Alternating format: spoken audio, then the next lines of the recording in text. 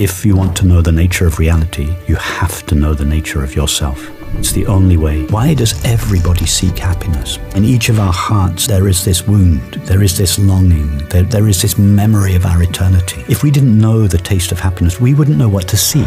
Many people, they've been failed often enough by the world. They begin to suspect that happiness can't be found in the conventional world. And then we start on a great spiritual search. We arrive at one experience, namely the awareness of being. If we really want to know the nature of awareness, we must, as it were, in some expressions of the traditional non-dual teaching, there is this initial turning away from body. I'm not this, I'm not this, I'm not this. If that's as far as the teaching gets, then this leaves us with rejecting the world and rejecting the body. We need to then turn back again and realign it with this new understanding. We fully inhabit our life as an individual, but our life is then used in the service of this understanding.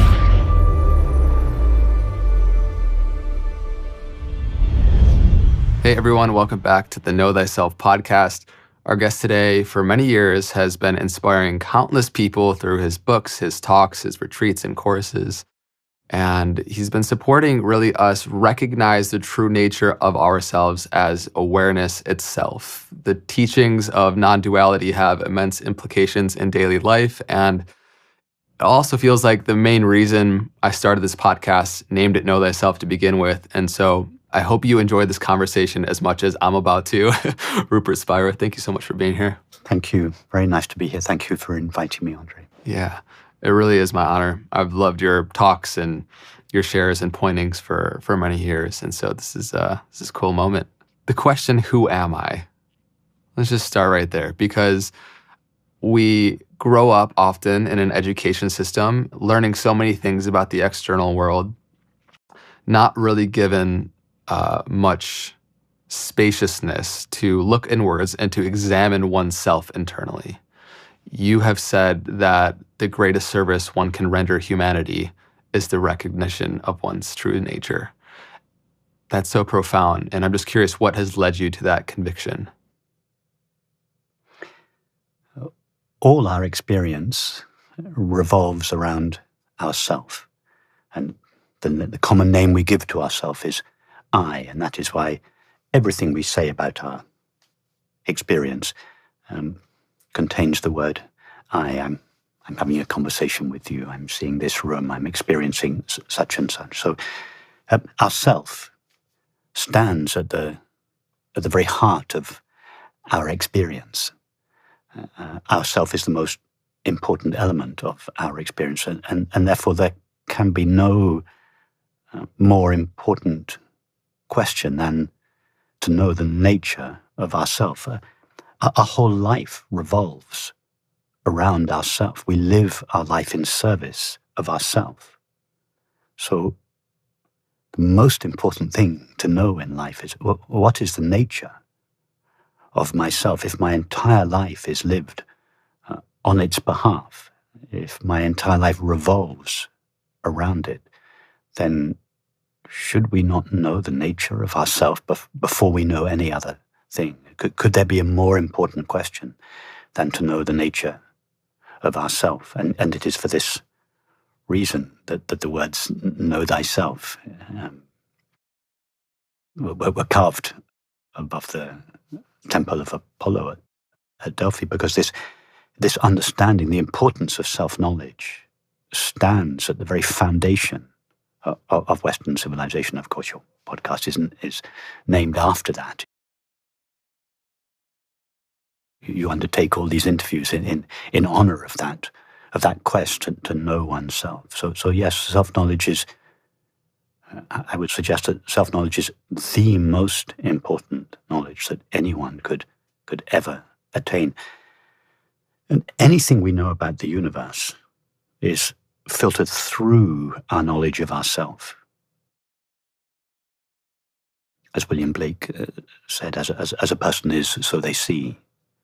You know, as we understand ourselves to be, so we understand the universe. So we can't really understand the nature of the universe before we understand the nature of ourselves. So yeah, self-knowledge is the most important, the highest knowledge, and the greatest service to know the truth about oneself must therefore be the greatest service one could render humanity. If you could elaborate a little bit on why specifically it is the greatest service, what implications once one is self-realized that transforms radically all of their behaviors and the energy in which those behaviors are infused. And so why is it the greatest service one could render humanity? As you said, the illusion of separateness starts to fall away and you realize our inherent interconnectedness, and then your service starts to be really towards all of life around you as you see it as an extension of yourself. Yes. And so if you would like to share some more thoughts on that. Yes. So everything we know or could ever know about the universe is filtered through our finite minds, filtered through the perception, seeing, hearing, touching, tasting, and smelling. And then thought then adds its own layer of conceptual knowledge to the knowledge that our sense perceptions give us. So everything we know about the universe appears through our finite mind and appears in accordance with it. Our finite mind consists of thought and perception. Perception, that is seeing, hearing, touching, tasting, and smelling. And it's no coincidence that the universe appears to us in the form of sights, sounds, tastes, textures, and smells. There's a direct correlation between our perceiving faculties and the way we perceive reality, the universe. So it's not possible to know the nature of the universe if we approach it through the finite mind.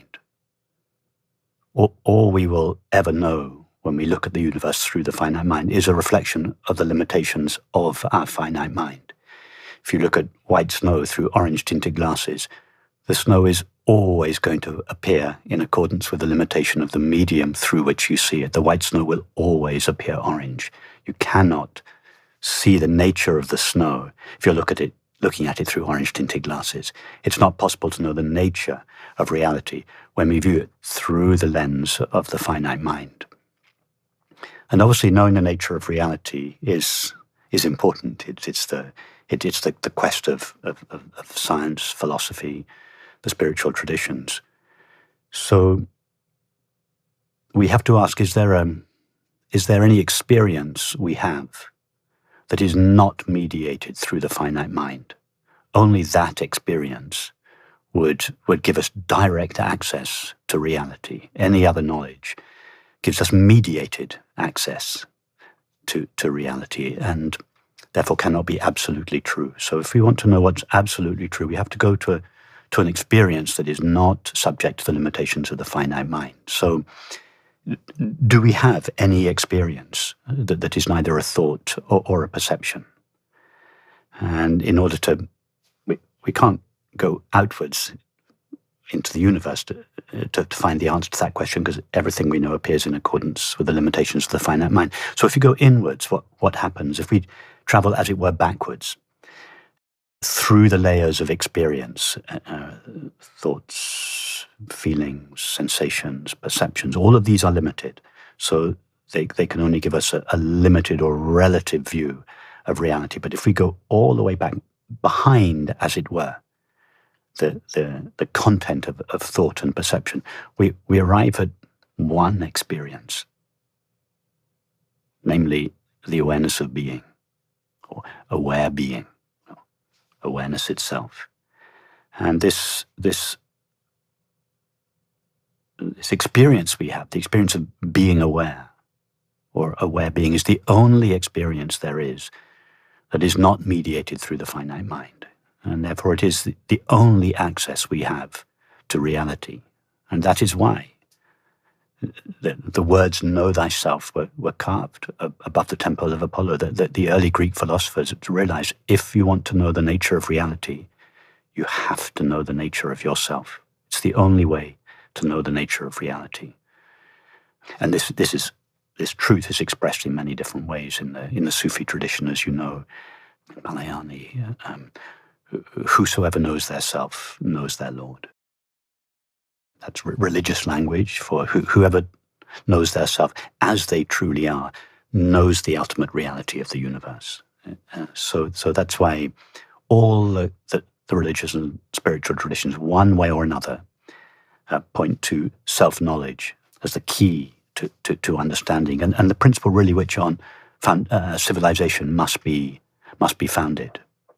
If a civilization is going to evolve in a way that is consistent with truth, rather than evolve in a way that is consistent with the apparent evidence of sense perception, in other words, separation. Our world culture now is predicated on a paradigm of separation, because we have allowed our sense perceptions to dictate their model of reality. Everything and everyone is separate. That's the foundation on which our world culture is based. And of course, we all know this paradigm, it leads to sorrow on the inside and conflict on the outside. So this self-knowledge must be the foundation of a peaceful, harmonious, loving society.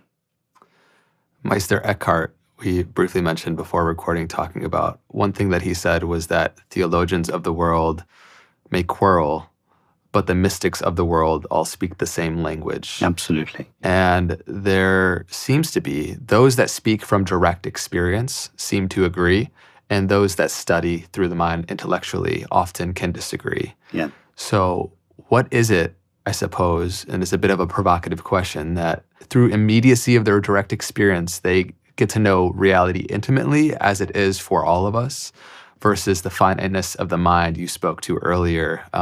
We could disagree for millennia. Yes, exactly. If we go through the finite mind, that is through thought and perception. Thought and perception fragment reality and make it appear as a multiplicity and diversity of objects and selves. And so, at the level of thoughts are always different. There are always going to be disagreements at the level of thought. Is there one experience that is absolutely true? Is there one experience that everybody agrees on? Is there a knowledge that is prior to the differentiation of the finite mind? That is this knowledge that Meister Eckhart said is the one knowledge that all mystics agree on. And yes, there is. And it's not an extraordinary, mysterious knowledge that only a few special enlightened people had. It's the knowledge that lives in everybody as their very own self. It is just the awareness of being. So let me try and illustrate that.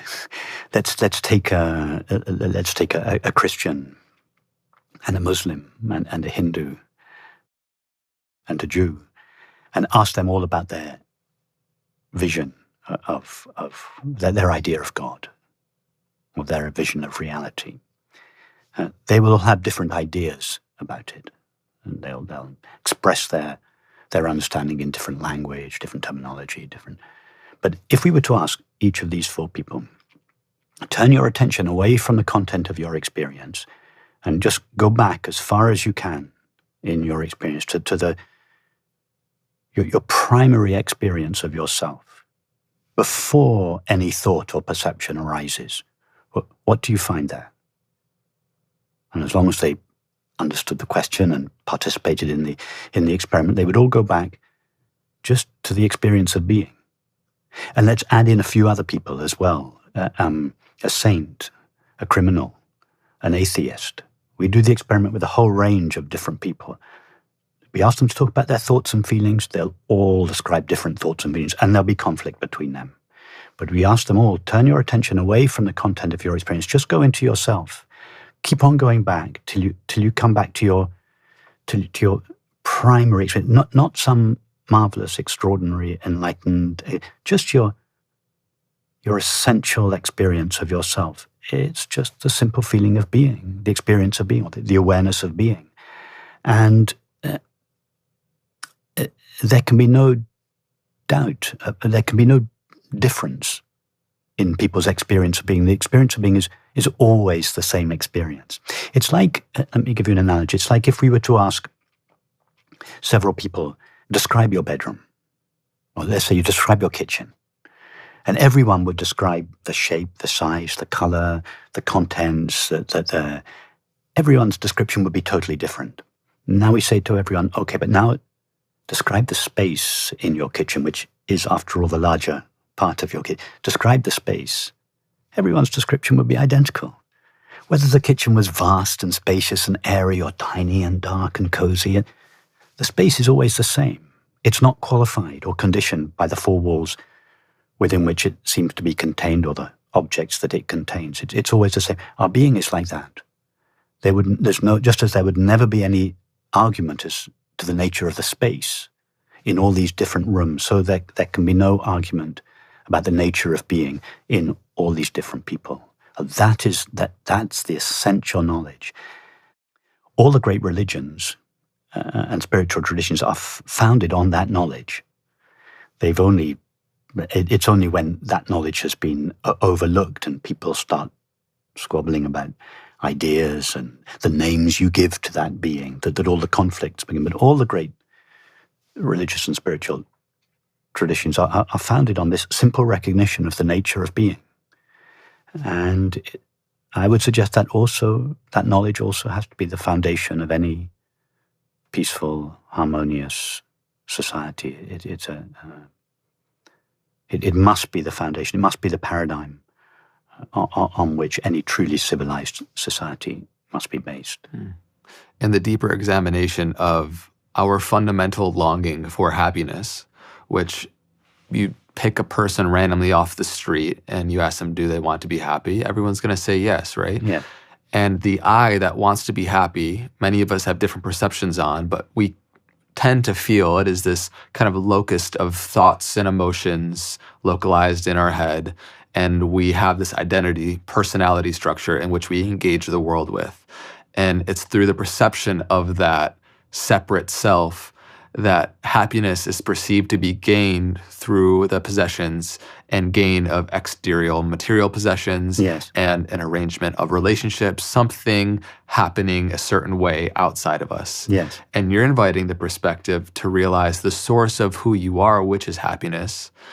And I often think of this metaphor of like a lighthouse illuminating a beach. In many ways, it has been said that what we are looking for is the place we are looking from. And a lighthouse that's illuminating is almost like looking for its own light, failing to recognize that it is the source of its own illumination. And so as we start to peel back the layers of our preconceived notions of self to see who we are more fundamentally, that field of awareness that we can tap into, I would love for you to reflect on that and start to guide us with the direct experience of that, because I think non-duality can be seen as a philosophically dense topic of exploration, but it's also very simple, and the immediacy of direct experience, one can come into contact with it.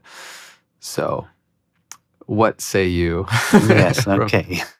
So there's one physical space in the universe. There are not numerous physical spaces. There's just one vast, boundless physical space in the universe that seems to be contained within numerous buildings or within numerous rooms.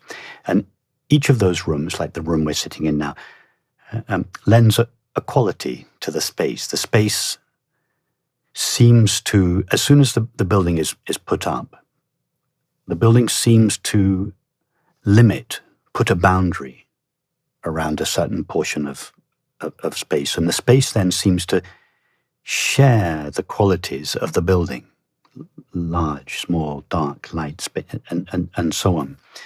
The space never actually becomes limited. The space in this room is not actually limited by the four walls of this room. If we were to take a sample of the space inside the room and investigate it, and we were to take a sample of the vast space outside the room, they would be identical. Now, imagine that the space were aware.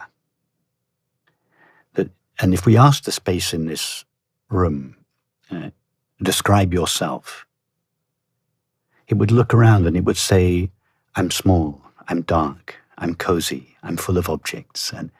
And it's not describing itself.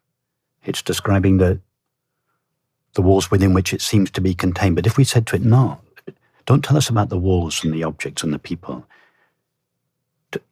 Tell us about yourself. We want to know about the nature of yourself. The space would, so to speak, look at itself taste itself, become aware of itself. And if it were then to describe its quality, it would never say, I'm small, I'm dark, I'm limited. It would just say, I am vast, I am without limits, I am boundless. The space hasn't become boundless as a result of doing this. It was always that. It just mistakenly identified itself with the four walls within which it seems to be contained. And just one clear look at itself liberated, not from its limitations, that it was never limited in the first place. It liberated it from the belief that it was limited. So instead of this face now feeling I'm confined, I'm limited, I'm a fragment, I need something, I'm incomplete, and so on. The space now feels I'm whole, I'm perfect, I'm complete, I need nothing. Okay, that's the analogy. So let's go back to our experience. Try to make contact with this in our experience. Leave the analogy of this vast, boundless space. Go to the analogy of being. Consider one being, whole, without borders, unlimited, infinite, a single being like the single space. And now consider the single being temporarily enclosed within the body-mind and mixed with the content of our experience. By content of our experience, I mean thoughts and feelings, sensations on the inside, and perceptions of the world on the outside. So our sense of ourself is a mixture of the fundamental being or being aware or awareness itself, plus the contents of experience. So I would suggest that our being is like the space. It's fundamentally unlimited. And this is easy to check in one's experience. We could perhaps go there later. It's easy to check in one's experience that one's being is without limits. It has no shape, no size, no gender, no color, no age, and so on. But in each of us, our being, our essential self, is mixed with our experience, with our thoughts, feelings, sensations, and perceptions. So we don't experience ourselves as this complete, inherently peaceful, whole being. We experience ourselves as a being that is limited, temporary, finite, and therefore lacking, because we're a fragment. We feel incomplete. This mixture of infinite being plus the contents of experience makes for a finite being, like the space in this room seems to be a finite space. So although infinite being is whole, it lacks nothing. So the common name for the absence of the sense of lack is happiness. It's complete. It seeks nothing. It needs nothing. It's in a state of equilibrium, sufficiency, plenitude. But when our sense of ourself, the fact of being or awareness itself is mixed with the content of experience, mixed with our thoughts and feelings, it seems to acquire limits. I no longer feel that I am this inherently free, inherently peaceful, unconditionally fulfilled being or awareness. I feel that I am a temporary, finite self that is made partly of being or awareness and partly of the content of experience, the body and the mind. And so we feel we're a fragment. And as a fragment, we feel I'm missing something. So this sense of missing something and the attendant longing to find something is the core feeling of the separate self that we seem to be. It's the one feeling that defines the apparently separate self, this feeling I'm incomplete, I lack something. And therefore, in response to that feeling of lack, all separate selves, all apparently temporary finite selves, are motivated by one thing, to be completed, to be whole again. Because in the memory, deep in the hearts of all temporary finite selves, that there is this memory of our essential nature, this memory of our eternity, this memory of our innate happiness. But it's been veiled. Our innate happiness has been veiled by the content of experience, and therefore everyone is longing. Now, to begin with in life, we try to relieve this longing through the acquisition of objects, substances, activities, relationships, and so on.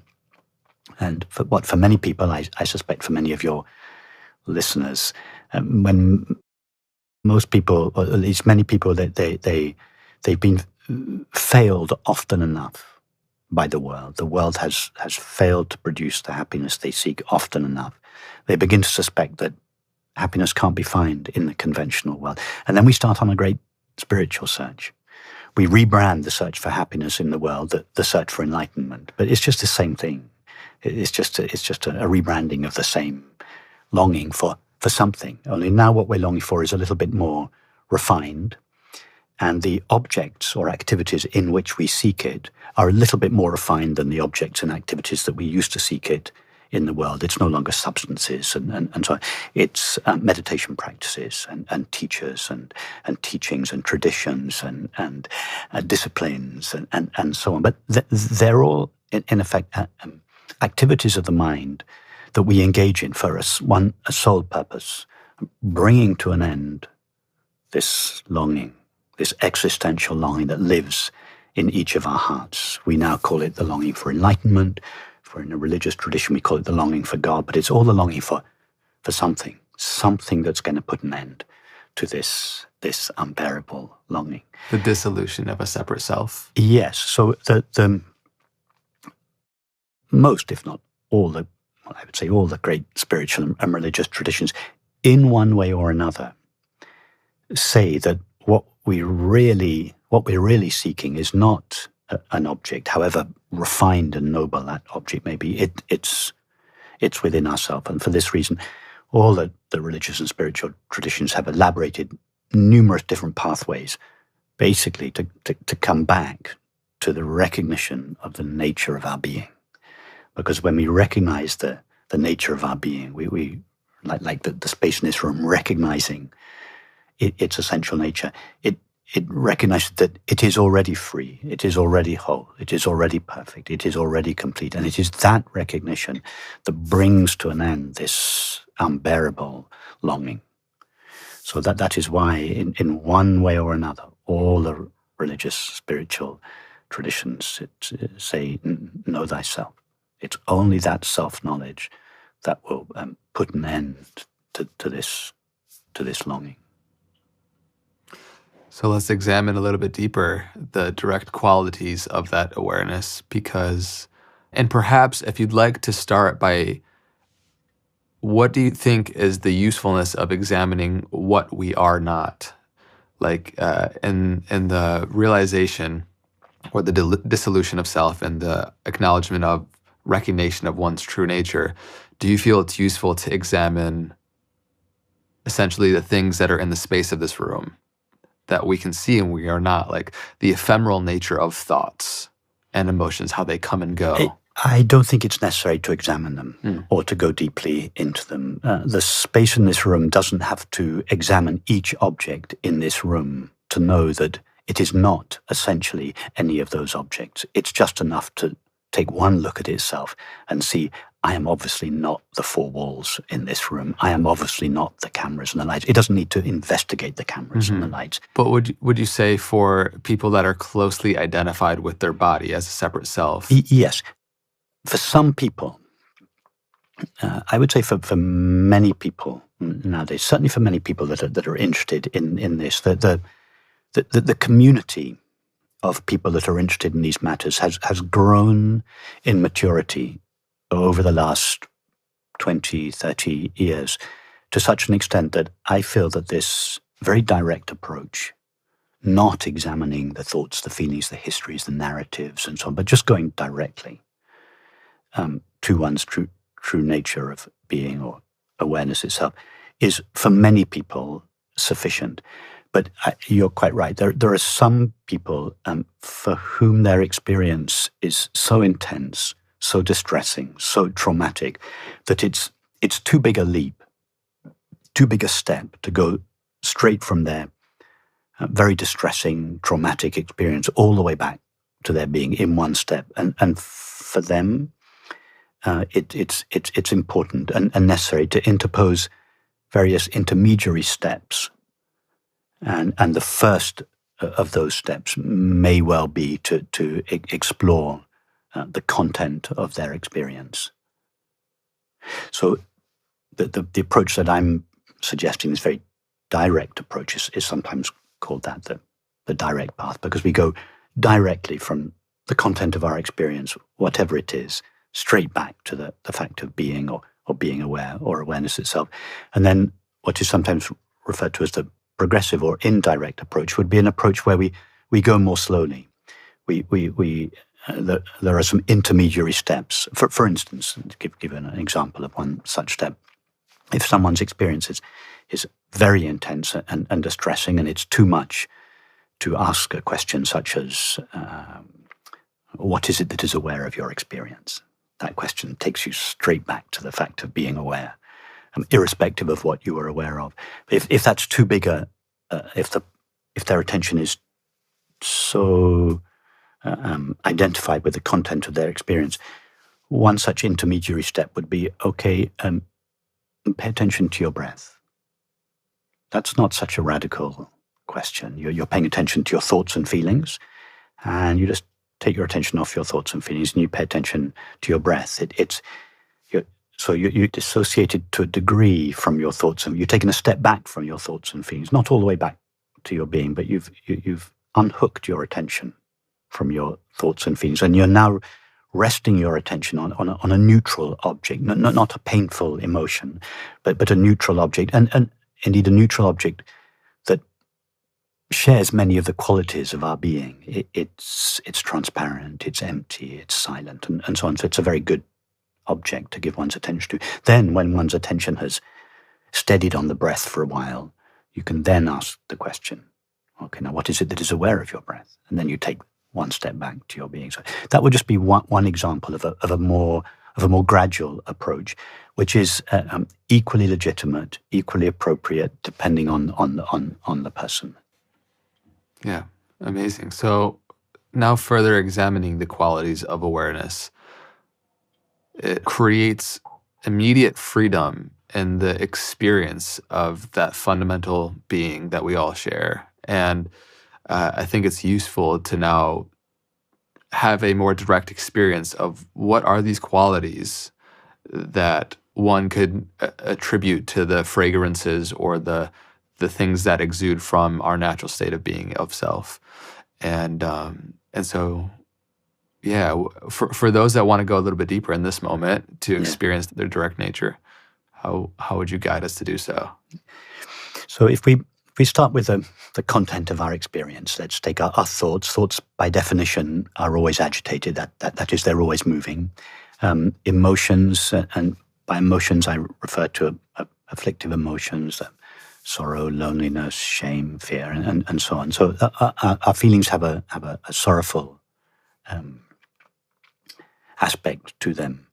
So if we ask ourselves the question, what is it that is aware of our thoughts? And what is it that allows our thoughts to be known? What is it that illuminates them? What is it that knows them? That's what we essentially are, the presence of awareness. And the presence of awareness is them. So here we're separating our experience into a subject and an object. But instead of considering the subject of our experience to be the body-mind, which is what we normally do, whereas the body-mind is something I am aware of. I am the light of awareness, the lighthouse. I'm the light of awareness that knows or is aware of my thoughts, indeed the entirety of my experience. And the awareness that illuminates or knows our thoughts doesn't share their agitation. It just observes them. The sun that illuminates the earth, it doesn't participate in the whatever is taking place. It just illuminates it.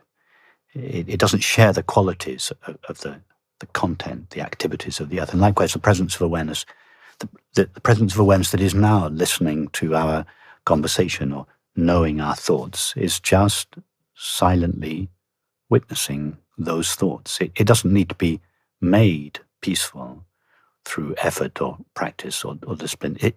It is already such. It is just this inherently peaceful, silent, witnessing, knowing presence. And the same with our feelings.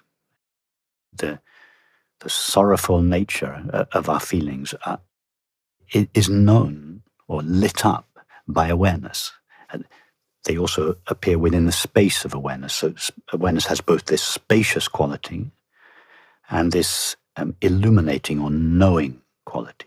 It's why in the Buddhist tradition it's sometimes referred to as luminous emptiness. It is empty like space, not a physical space, but it's an aware space, a luminous space that both contains all our experience and knows all our experience.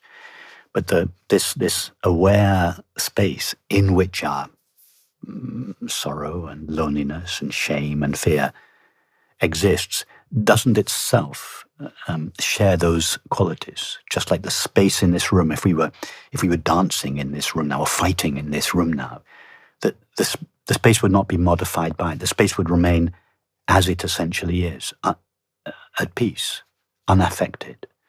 And awareness is like that. Just that I'm not talking about an enlightened awareness. I'm not talking about awareness how it might be if we meditate for 30 years. I'm talking about the awareness with which everybody, everybody, all 8 billion of us, the awareness with which all 8 billion of us now know our experience is already inherently peaceful and without any lack. It lacks nothing, and therefore we say its nature is happiness. By happiness, I don't mean an emotion of happiness that comes and goes. It's just this complete absence of lack, this complete ease, this fullness, this sufficiency, this plenitude. So it's in relation to the content of our experience, in relation to our agitated thoughts, that we say the nature of awareness is peaceful. It's in relation to our sorrowful feelings that we say the nature of awareness is happiness. And one other quality important to mention, that from the point of view of the finite mind, reality is broken up into separate objects and selves. So that finite mind has a paradigm of separation. Whereas for awareness, it's like the space in this room. The space in this room, once it knows itself, how it really knows nothing of separate. It doesn't feel separate from the space outside the room, or indeed the space in your kitchen. It's from the point of view of the space, there's one space. So likewise, from the point of view of awareness or aware being, there's just itself. It's infinite, without borders and without divisions.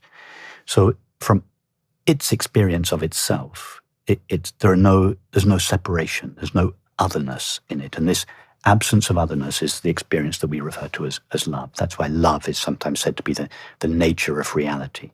So peace, joy, love, these are the qualities of awareness.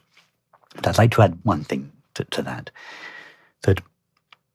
strictly speaking, we shouldn't assign any qualities to awareness or name those qualities, because all the qualities and the names we give them are really qualities that we give to our experience, to our objective experience. It's legitimate to say that the nature of awareness is peaceful in contrast with our agitated thoughts. It's legitimate to say that the nature of awareness is joy in contrast with or with reference to our emotions. It's legitimate to say that the nature of awareness is love with reference to the separation that we normally feel. So these are legitimate concessions that we make. But what we're doing is we're still using the mind. In these cases, the mind is trying to name the qualities of awareness within its own frame of reference. However, the mind cannot know reality, it cannot know awareness how it is, because as we saw earlier, everything the mind knows is refracted through its limitations. Therefore, the mind cannot know the nature of awareness. Only awareness is aware. So only awareness can know about itself or indeed anything else. So if we really want to know the nature of awareness, we must, as it were, ask awareness, what is your experience of yourself? That can be the only true knowledge of awareness. So if we were to do that, if we were to say, I'm caricaturing awareness now, if we were to say to awareness, what is your intrinsic awareness of yourself? What is your knowledge of yourself prior to the arising of experience? So thoughts and feelings and objects haven't arisen yet. Imagine they haven't arisen yet. It's just empty space. There are no buildings in the universe. It's just empty. We say to awareness, what is your experience of yourself prior to? In other words, don't refer to experience. What is your experience of yourself? Awareness would never say, I am peaceful, because it hasn't yet known agitation. It would never say my nature is happiness because it hasn't yet known, sorry. It would never say my nature is love because it hasn't yet known separation. What would awareness say if we asked it? What is your experience of yourself? Well, it would remain silent. But imagine we were to press it, say, come on, tell us something true about yourself. The only thing it would say is, I am. That is a true statement about itself. That's the statement that it would make about itself. If we ask the mind to tell us something about awareness, the mind says, it is peaceful. It is loving. So that's the mind viewing awareness as an object. But in awareness's experience of itself, there are no other finite minds from whose point of view it may be known. There's just itself, and in its own knowledge of itself. And that must be the true knowledge of awareness.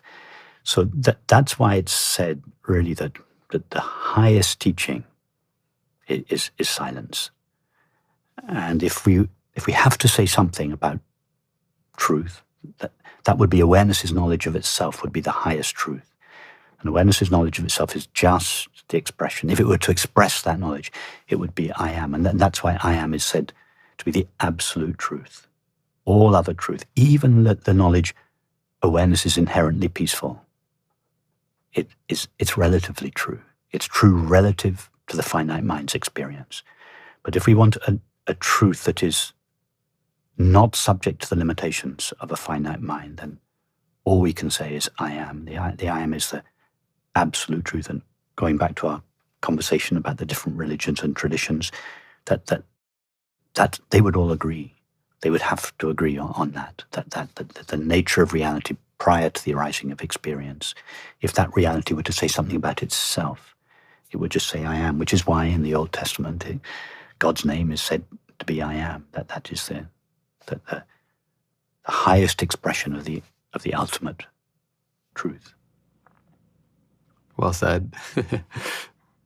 The recognition of that I amness throughout our whole life and what we have memory of from being 2 years old to 20 to maybe one day 100 years old, the continuity of the self that has been the same, the awareness, the I amness, the isness, the recognition of that is inherently liberating, and the recognition that there is something unchanging amidst all that is changing in the apparent separation between all life. And yet we have these different states of consciousness or filtrations with the mind that give us different, the dreaming state, the waking state, consciousness. And so when you examine these different states of consciousness, I would like to hear your opinion of, I guess, the utility and the filtration levels from the dreaming state all the way up to consciousness. Yes. I would suggest that they're different states of the mind. Mm-hmm. They're not different states of consciousness. They're consciousness, as it were, it's like the screen, and the different states of mind are the different programs that appear. So they're different. So consciousness doesn't pass through any states.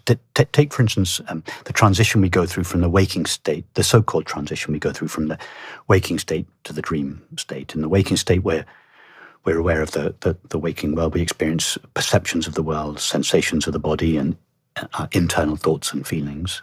And then when we fall asleep, and we awareness are aware of those perceptions, sensations, thoughts and images, thoughts and feelings. Then when we fall asleep, what really happens is that, first of all, perceptions of the world leave us. Sight, sound, tastes, textures, and smells leave us. And then our sensations. I use the word sensations to describe our felt experience of the body. Sensations leave us. So when we fall asleep, perceptions and sensations leave us.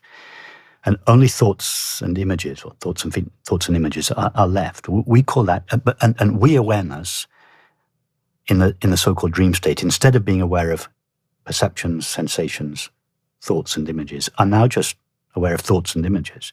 But awareness hasn't undergone any change. It's just remained exactly as it eternally is. Only perceptions and sensations have been removed from it.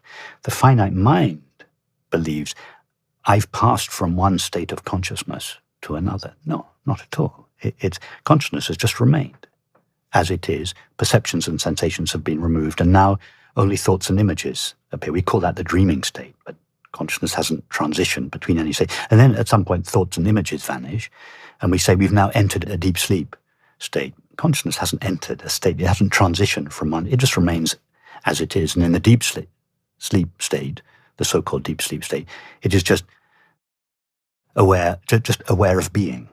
It's not aware of thoughts and images or aware of sensations and perceptions. So consciousness remains, as you rightly said, it's this golden thread that runs throughout all our experiences and all our different states and whatever other states there may be. But consciousness doesn't. We awareness. I use the words awareness and consciousness synonymously. We awareness don't transition through any of those states. We just remain as we always are, or more accurately, as we eternally are, because in the absence of the finite mind, there's no time. So I was watching a video where you were talking about this, and I wrote down what you said. If I may speak it back to you, I thought it was a very concise breakdown. It said, consider that what we experience as the waking state is a kind of dream in the universal mind of consciousness, and that each of us as individual people are localized perspectives of infinite consciousness within infinite consciousness, from whose perspective it perceives its own activity as the universe. Yes, okay. Would you like me to elaborate that? Yeah, okay. chew on that a little bit. So I'm using our experience of a dream. So in a regular nighttime dream, you fall asleep here in LA, and you dream that you're walking the streets of Paris, but you don't experience the streets of Paris directly from your bed here in LA. In order to experience the streets of Paris, you simultaneously imagine them within your own mind, within your finite mind, and then you simultaneously locate yourself within your own dream as an apparently separate subject of experience, from whose perspective you see what seems to you to be the streets of Paris. But when you wake up, you realize, no, it was just the activity of my mind. So what is the activity of your mind appears as a material world, the streets of Paris, only from the localized perspective of the person you seem to be within your own dream. So your own mind divided itself into a subject and an object. And you had to do that. That's the only way you can experience the streets of Paris, is by dividing yourself into an apparently separate subject and object. And you view the object, the streets of Paris, from the localized perspective of the subject. You can't experience the streets of Paris from your unlocalized mind asleep in LA, unlocalized with reference to the dream. Okay, that's the analogy. Now consider that exactly the same thing happens, but one step up. That in just the same way that your finite dreaming mind is infinite with respect to the dream, it doesn't appear anywhere within the time and space that the dream takes place. Well, consider that the knowing with which you know the streets of Paris, you've localized yourself on the streets of Paris, and you still know or perceive the streets of Paris, but the knowing with which you know your experience is not located in your body. It's not located anywhere in the dreamed world. It's located in your mind asleep in LA. Now, consider that the very knowing with which each of us is now knowing this experience is not located in this body-mind. Indeed, is not located anywhere in the time and space that seems to be real from the perspective of this finite mind, that it's unlocated, that it's infinite. And it's infinite with respect to the time and space that we seem to experience in the waking state. So now imagine infinite consciousness, infinite awareness, dreaming, as it were, imagining within its own infinite mind the universe, but it cannot perceive the universe directly because the infinite cannot know the finite directly. There's no room for the finite in the infinite. So in just the same way that you cannot know the streets of Paris at night directly, you have to localize yourself within your own dream. The infinite, if it wants to, prior to manifestation, consider infinite awareness a realm of infinite potential in which there's no form, there's no manifestation, there's no creation. But if that potential is to be realized in form, infinite consciousness must simultaneously imagine the universe within itself and localize itself as an apparently separate subject of experience. That's all of us, from whose perspective it sees itself as the outside world. Now, from the point of view of our finite minds, the outside world seems to be something other than mind. We feel our mind's on the inside, and what is out, what we see as the world is outside the mind. We call that matter. We call that material stuff. In just the same way that when you're on the streets of Paris in your dream, your mind seems to be inside you, the world made out of matter seems to be on the outside of you. When you wake up, you realize, wow, it's all the activity of my own, the homogeneous activity of my own mind. Well, from our point of view, experience seems to be separated into a self and another, mind and matter, subject and object. But that's just how it is from our local, limited point of view.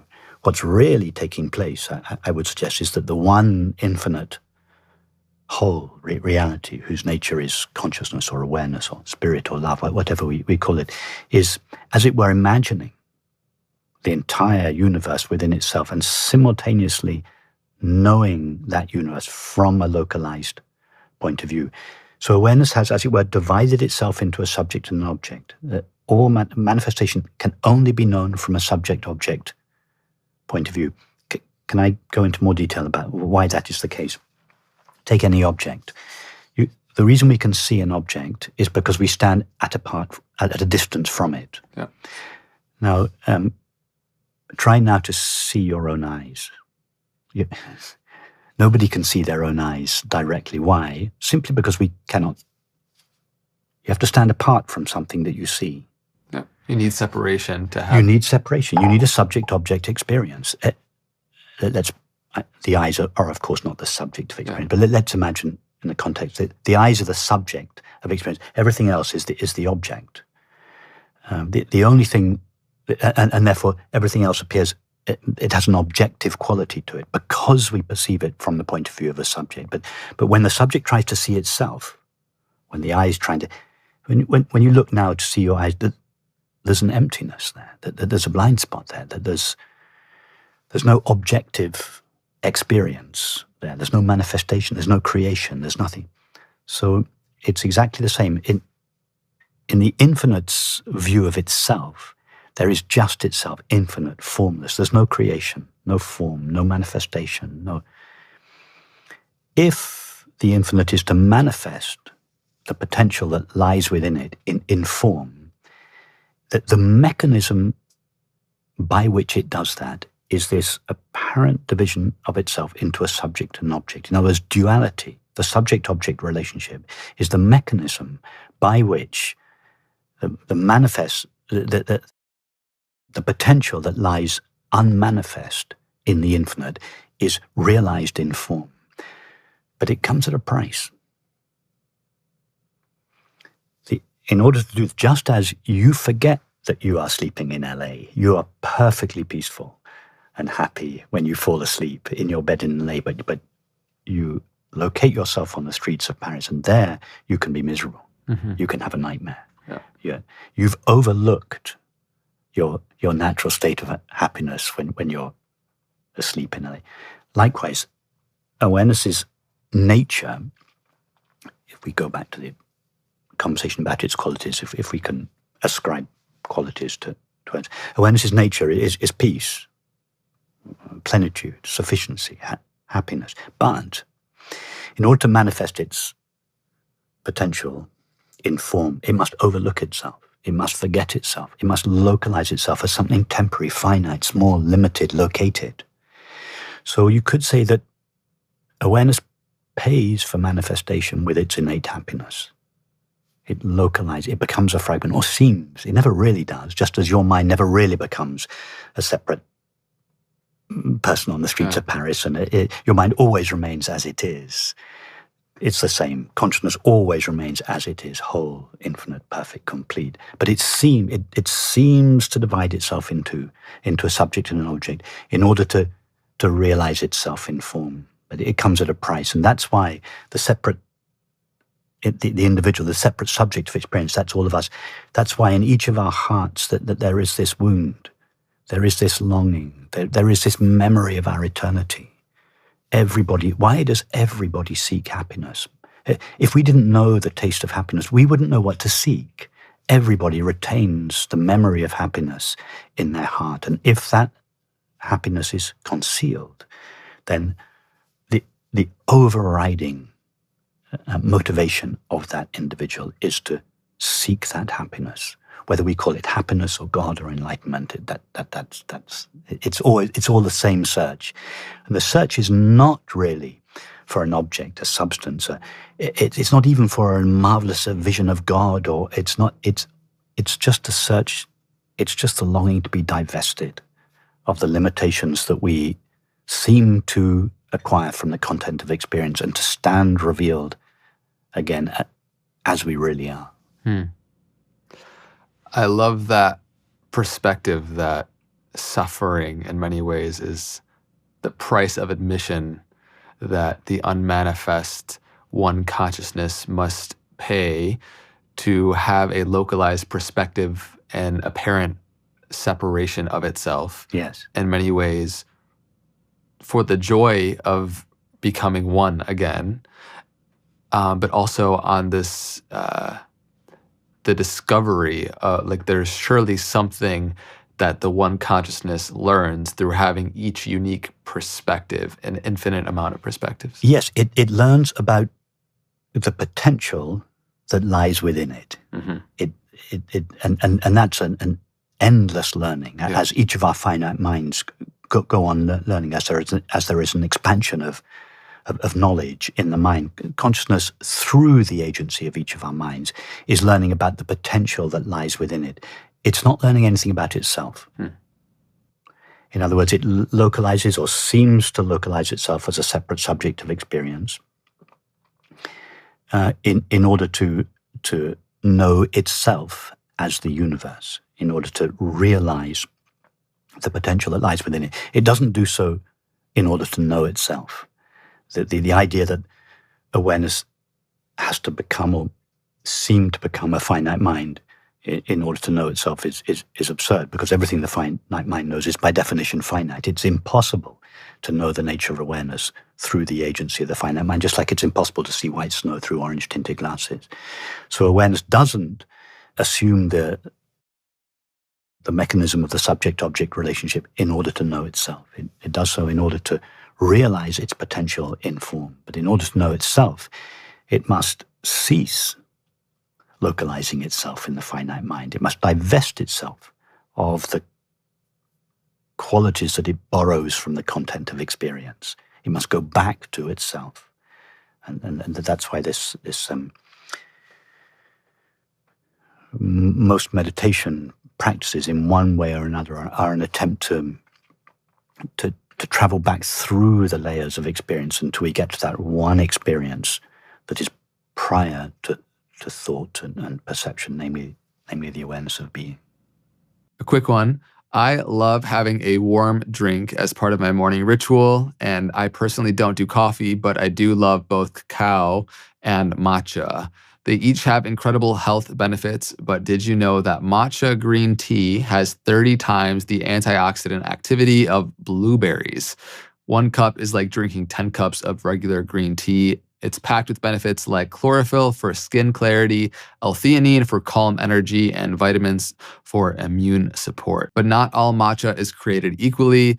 Peak's Sun Goddess matcha is organic, ceremonial grade, and quadruple toxin screened for purity. For when I want matcha, it's my personal favorite because of how clean and smooth it is. I also love how they come in stick packs, making it easy for travel, and it's just clean. It's not as messy. If you want to take it to the next level, you can add their Pearl Beauty Creamer. It not only amplifies the benefits of your matcha, but also supports radiant skin, boosts energy, and stabilizes the nervous system. I also add a little bit of salt, honey, and coconut milk, and man, it's delicious. Peak's Black Friday specials are here with weekly deals in November. For a limited time, you can get 20% off all new subscription orders with my link, peaklife.com/know thyself. This is the only time you can get your hands on their Pearl Creamer, so act fast. This limited time offering is sure to sell out. The offer ends November 24th. Back to the show, link in the description as always. It seems like for those that are very densely identified with their body, we will continually meet harsh realities, kind of guiding us, bringing us back to the essential nature that cannot be realized other through the recognition of itself. And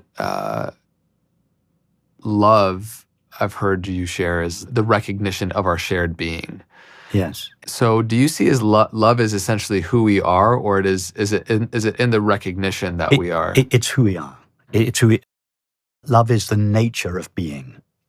Being is shared. Like the space in this room is shared with all other spaces. The being in all of us is shared. We appear to be separate because we look at each other through the lens of perception. My perceiving faculties make it seem as if you're a separate body and I'm a separate body. But if we believe the apparent evidence of sense perception, we're going to feel that you and I are separate. I'm going to feel I'm a separate person and that you're separate. And therefore, it's for this reason that not only do we love friendship, because friendship is an expression of the being that we are behind the appearance of separation and diversity. But it's why we particularly love intimate relationship, because intimate relationship is really, it's not really the desire to merge with another person. It's really a desire to be divested of the sense of separation.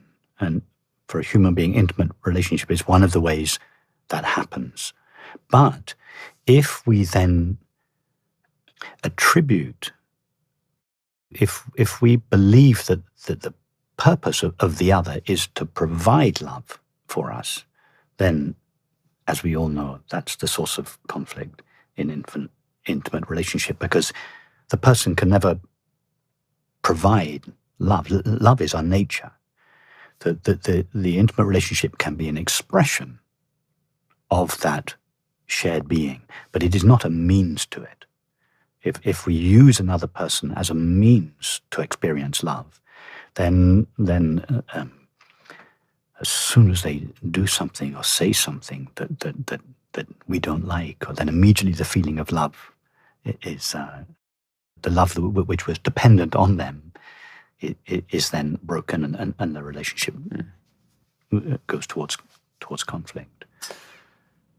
It really feels like God will pull us in through the face of many things until we realize that is what we are. You know, like the intimate relationships that we have, and you think about the moment of orgasm, there is this complete loss of a sense of a separate self in a way, right? Yeah. There's this inherent pleasure in the dissolution of feeling like a boundaried, isolated, skin encapsulated ego, you know? Yes.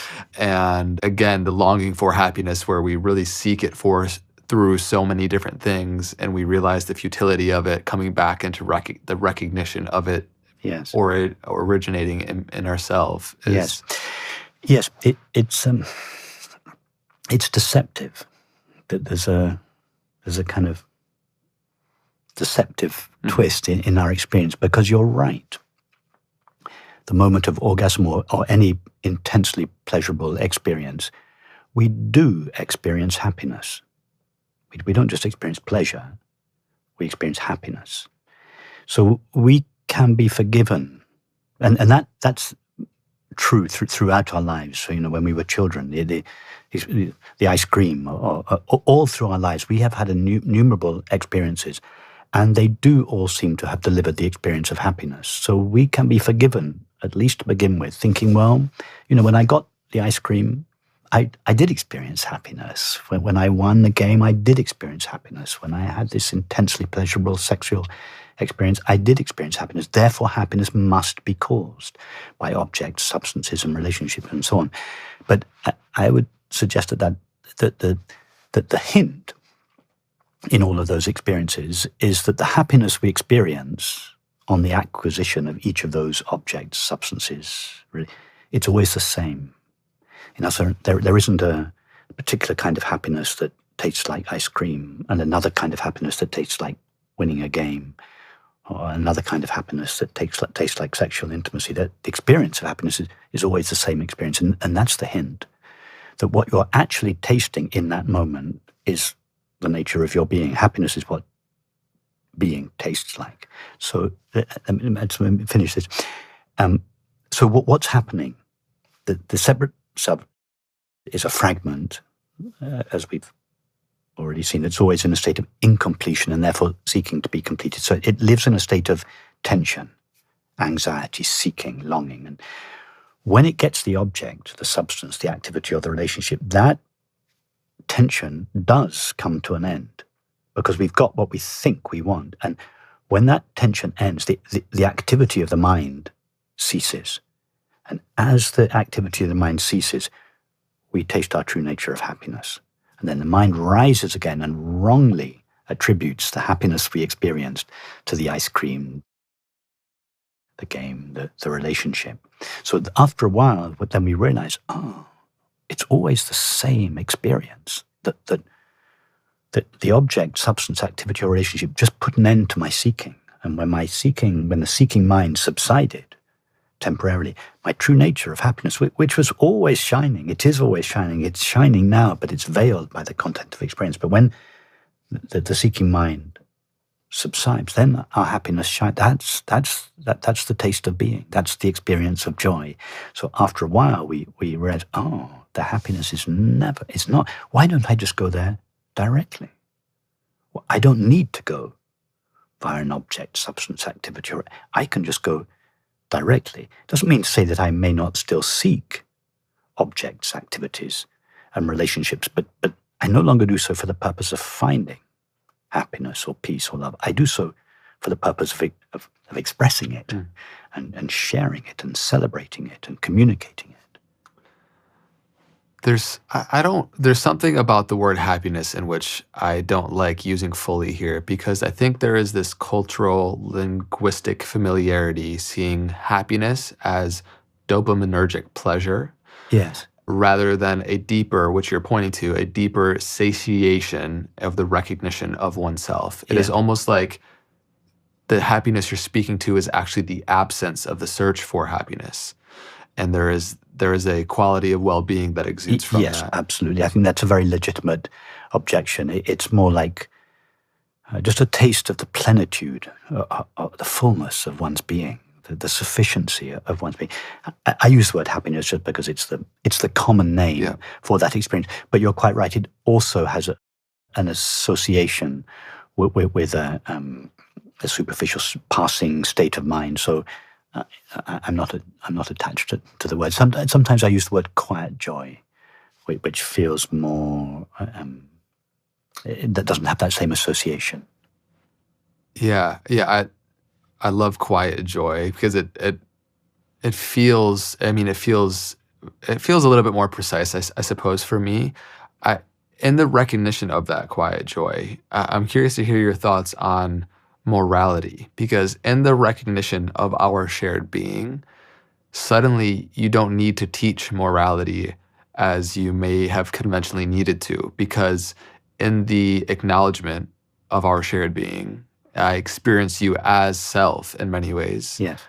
I do not need to be taught to hurt you, just as I don't need to be taught to cut off my own hand, because that just seems stupid, right? Absolutely. And so what implications do you feel like the recognition of our essential nature has on how we relate to where we see it in our surroundings as well, and how that changes on our daily life, how we interact with it? Yes. St. Augustine said, love, in response to a similar question. I don't know what the question was, but I imagine it was in response to a similar question. St. Augustine said, love and do whatever you want. By which he meant, recognize first of all that there is one being and that everyone and everything shares that being. Now, as long as you lead your life in a way that is consistent with that understanding, you don't need to be told, don't kill anyone, don't steal anyone, don't hurt anyone. And so those behaviors are the inevitable consequence of the felt sense of our shared being. So the Ten Commandments are for people who don't yet know the Ten Commandments in whatever form, are for people that don't yet know and feel that they share their being with everyone and everyone. They're just meant to keep everyone, the moral precepts, that ideally they should be based on this recognition of our inherent oneness. And they're just telling people how to behave in a way that is an expression of that oneness before they know that for themselves. When you know that for yourself, then one's, and it's a progressive thing, more and more over a period of time, and I think it's over an endless period of time, one's entire experience is gradually and progressively pervaded by this recognition. It begins to inform our thoughts, feelings, actions, relationships, and so on. In the deepening of that recognition, how do you engage with what used to have been the extraction of joy from relationships? Meaning, if we're under the illusion that we're going to get happiness from somebody, then we're going to approach that relationship completely differently than if we come at it from the energy of sharing joy and the recognition of our shared being. Then we're not looking to extract so many things from the external world. And so from your own experience, I would love, as you've grown in the deepening of the sense of recognition of who you are, how has it changed how you relate to the world? The first thing I know and feel about anyone is that their being is my being and my being is them, that we share our being. Whether I like them, whether I agree with their ideas, whether that's all secondary. That's got nothing to do with whether I love them. So that's the very first thing I feel when I meet anybody or when I'm with anybody, is that I share my being with them. And then I relate to them physically, emotionally, and intellectually in a way that is informed by that felt sense of our shared being, which will express itself one way with my intimate companion, expresses itself a different way when we're having this conversation. It expresses itself in a different way with the Uber driver that brought me here this morning.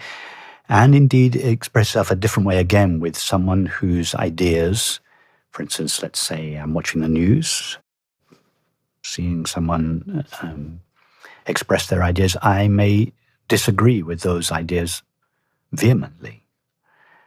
But my first thing I know about that person is that I share my being with them. It doesn't make me agree with them. If I met them, I probably wouldn't smile sweetly at them. But because sometimes a very firm no is necessary. But that can still come from a sense of your shared being. It's just the appropriate response. It's you may see someone that is either thinking or behaving in a way that violates love, that violates the unity of being. And you may have to meet that behavior with something very forceful. Whereas on the other end of the spectrum, with your intimate companion, that the whole relationship has grown up out of this shared sense of being, and the purpose of the relationship is to express this and communicate it and to celebrate it. So that it's the same shared being, the same felt sense of shared being can be expressed in many, many different ways depending on the relationship. But it's always the same shared being, the felt sense of shared being underneath. Now, to go on to the second part of your question about how does that look in intimate relationship. The main, just to add to what I've already said about that, the main thing is that I don't look to my companion to provide joy or love for me. That's not. If that would be an impossible demand to impose on her, and it's not possible for somebody else to produce or to provide happiness or love for us, and to project that onto another person is a recipe sooner or later for conflict, because you're going to be disappointed. They blink the wrong way, they react the wrong way or something, and then the felt sense of shared being, the love, is then veiled by that. So I don't project my joy or peace or love onto my companion. I don't hold her responsible for it, and that keeps the relationship free of this demand and expectation and disappointment, and it keeps the relation free to be a celebration of our shared being, a celebration of love. Surely there is, in the love that we share together, there's something deeper in the recognition that we otherwise may have not been able to recognize fully on our own. Do you think that's true? It's possible that in the relationship, particularly an intimate relationship, that any areas in us that are not yet aligned with the understanding that we're speaking of will sooner or later be exposed. So that's a very valuable thing that are, apart from being a celebration of love, an intimate relationship will sooner or later shine a bright light on all those hidden parts of us that are not yet exposed to the light of truth, to the light of awareness. So a relationship can be very valuable from that point of view, but an intimate relationship is much more than that. And I would suggest also much more than just companionship. It is really, I think, at a human, for most people, and for many people at a human level, it's the most potent objective experience. It's the most potent experience of our shared being. It's the experience in which our shared being manifests most fully, this felt sense of oneness, and that deepens. In my experience, it goes on and on and on, deepening. It's what marriage truly is. It's a real. In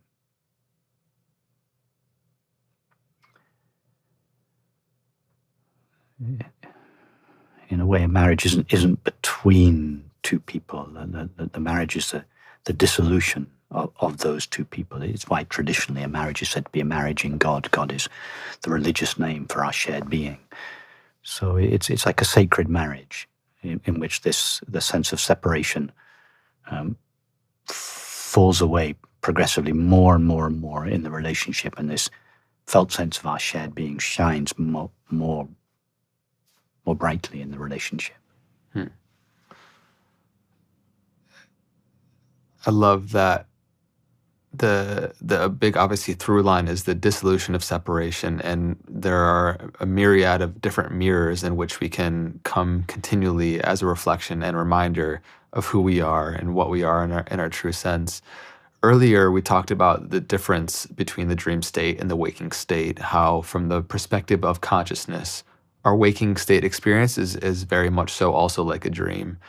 And perhaps enlightenment, if we want to use that word, and the recognition of our true essential nature is becoming lucid in the dream, meaning we become aware that we are in the dream. We're still in it, but we're no longer under the veil of, just like we would become lucid in a dream state. Yes. That's very legitimate perspective, yes. Just going back to what you said about the waking state being like a dream, the English poet William Wordsworth said, "Our birth is but a sleep and a forgetting." And he was referring to just this. Go back to the model of infinite consciousness, dreaming, as it were, the universe within itself and simultaneously locating itself as a separate subject of experience within that dream. So you could say infinite consciousness, as it were, falls asleep, and this is what we said, that consciousness pays for manifestation with its innate happiness, that it falls asleep to itself. This is what in the Vedantic tradition is what's referred to as ignorance.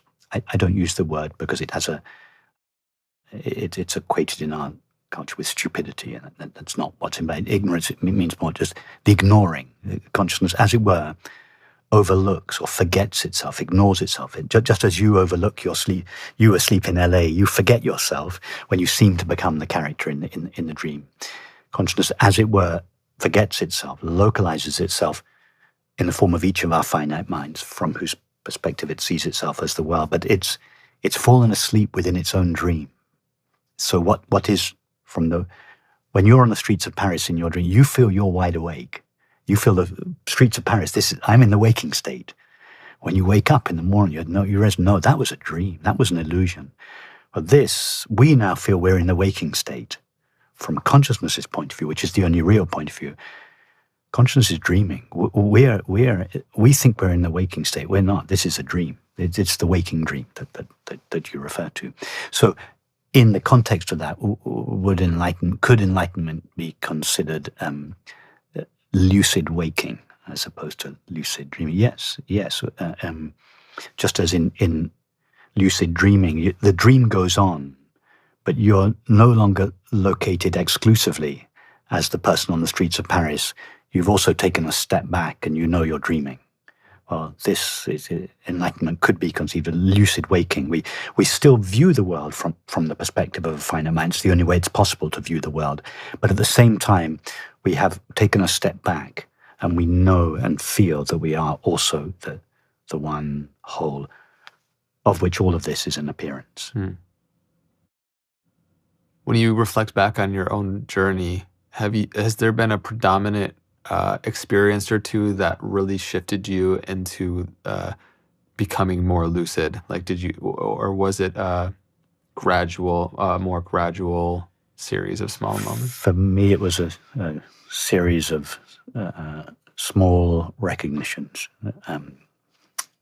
Story I tell sometimes of the Zen teacher, Shunryo Suzuki, who was holding a meeting, and somebody asked him, well, why do you never talk about your enlightenment experience? And his wife, who was sitting at the back of the hall, stood up and said, because he never had one. He never had that moment where everything just... Some people do, and we know Ramana Maharshi is obviously one of the examples of that. And those that they make, there's something to talk about. They make good stories. Ramana Maharshi went to live in a cave for the next 10 years. Eckhart Tolle ended up on a park bench. There's these very sudden recognitions. But I would suggest for the vast majority of people, it doesn't happen like that. And they're obviously very inspiring stories, but there's also a downside to them. It's that they equate enlightenment with an exotic experience, so exotic that you end up living in a cave for 10 years or completely dysfunctional on a pub, and you think, well, that never happened to me. I'm just a regular guy. And therefore, this marvelous experience hasn't yet happened, and you go on seeking. Well, and so-called enlightenment or awakening is not a marvelous experience. It's the simplest experience. It's just the recognition of the nature of being. It's the simplest experience. They're just a simple recognition. Oh, I used to think and feel I was temporary, finite, limited, lacking, and I'm complete. I'm whole. I lack nothing. I'm full. I'm one with everything. It can just be the mind cannot even notice to begin with. It can be so quiet. It only later, 3 months later, the mind thinks, oh, that's funny. I hardly ever react to anything anymore. Nothing upsets me anymore. I feel so friendly with everyone. The mind can just notice in retrospect. It can be so quiet. I think for most people, it's like that. Certainly from having been speaking and writing about these matters for 15 years or so in my retreats and meetings, the vast majority of people just have these repeated recognitions, these repeated tastes of the nature of their being, and these they become kind of cumulative, and in time, our being, or the fact of being aware, it ceases to be something that we visit from time to time in between all our other experiences. We begin to live there. We move in. We begin to live as that, and the peace and the quiet joy and the feeling of love that comes through that just gradually becomes more and more of our felt everyday experience. And we never say, we never say, I'm enlightened, or we never feel I'm enlightened. And you can't point to a time when it happened. You just find it becomes more and more your natural condition. That's how it was for me. On the path, how has your relationship with formal meditation changed? Because I think the formal, spiritual practices and meditative techniques and contemplative meditation, like carving time out for that is particularly useful in the beginning stages of one's discovery. And then one kind of, I feel, becomes meditative, and it becomes less of something we do and more of something we are. Of course, still having its place, but I'm just curious, how has the formal, sitting down and meditation practice been for you? All right. And do you feel like shifted to, I guess, needing less of that? Yes. Okay. Can I talk about 3 different types of meditation in order to fully answer your? Yeah. Okay. Can I talk about 3 different types? I'm not going to say no. So we spoke earlier about the progressive and the direct path, and then there's another path which I sometimes refer to as the pathless path. So on the progressive path, meditation practice involves directing our attention to an object. It might be the breath, it might be the mantra, it might be gazing at the sky, it might be imagining a flame. It's some kind of objective experience. We direct our attention towards it. And there are numerous types of objective meditations where we give our attention to some kind of an object, subtle object. That's the progressive path. Then there's the direct path, which is a turning around of the attention. Who am I? What is it that is aware of all of these objects? So there's really only many forms of objective meditations. There's really only one direct path, although it can be formulated in very different ways. Ramana Maharshi formulated it in one way, but there are many other ways the direct path can be formulated. But it's always the same experience at the turning around of attention. Not really the turning around, it's more like the sinking of attention, not directing our attention outwards towards an object, a subtle object or a gross object. The sinking of attention, the relaxing of attention back into the source. That's the direct path. And then there's the pathless path, which is not doing anything with one's attention. You're neither directing it towards an object, nor are you tracing it back towards the subject. You're simply resting in being. Because the direct path has fulfilled, or whichever path, the progressive path or the direct path, they've fulfilled their mission. They've taken you back to your being. Once you're there, there's nothing to do. It's what Meister Eckhart referred to when he said, when we arrive at the one who gathers all things into itself, there you must stay. So all the practices, whatever our practice was, it's taken us to the awareness of being. There's no more practice, there's just an abidance. So self-inquiry has turned into self-abidance. So this self-resting. And that's not really a path. There's no longer a practitioner doing something or even ceasing to do something. You're just not resting in being, because there's no entity to rest in, but you're just resting as being. So those are the three types of meditation. Now, to answer your question, I spent 20 years on the progressive path practicing mantra meditation, and I loved it. It was a beautiful practice. That then kind of spontaneously at the end of that time, it turned into self-inquiry. I began to ask myself the question, but what is it that is aware of my experience? Or who am I really? Or what is it that cannot be removed from me? Or what is always with me? All these very different questions that lead to the recognition. So I then stopped practicing mantra meditation, although the mantra continued to pop up in my mind, and indeed still does from time to time, just because I practiced it for so many years. It became like my breathing. But I stopped practicing that and then started engaging the self-inquiry. And I did that for 15 years or so. But then even that now has given way. I don't practice self-inquiry now. I just abide in being, as being. It's become my home. It's the place I live. I still sometimes choose to close my eyes and just rest in being, rest as being. And someone looking from the outside might think, oh, Rupert's meditating, but really I'm not doing anything. I'm just being what I am. I'm just being. Just being aware being. And then the rest of the time I'm out in everyday life having conversations and activities, but I'm still doing the same thing. Right? It's not something I'm doing. I'm still remaining as being, or as awareness.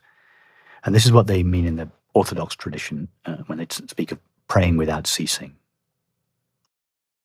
A more superficial interpretation of that would be when you're out and about in the waking state, you're continually repeating your prayers. That's not what they really mean. They mean remaining in touch with God's being, in religious language, with God's being, with infinite being, your being, all the time. So then the distinction between everyday life and meditation, it no longer holds. Although I do still sometimes just sit and close my eyes and rest as being, but I wouldn't really be doing anything else, something different from what I'm doing the rest of the time.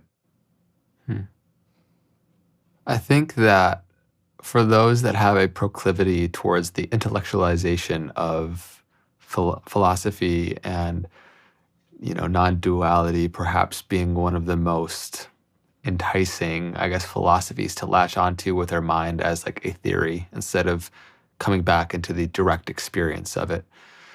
Freud has the quote, "Intelligence will be used in the service of the neuroses," meaning oftentimes the mind and its desire for more and more philosophical novelty and there can be the pitfall of the intellectualization of a lot of this understanding.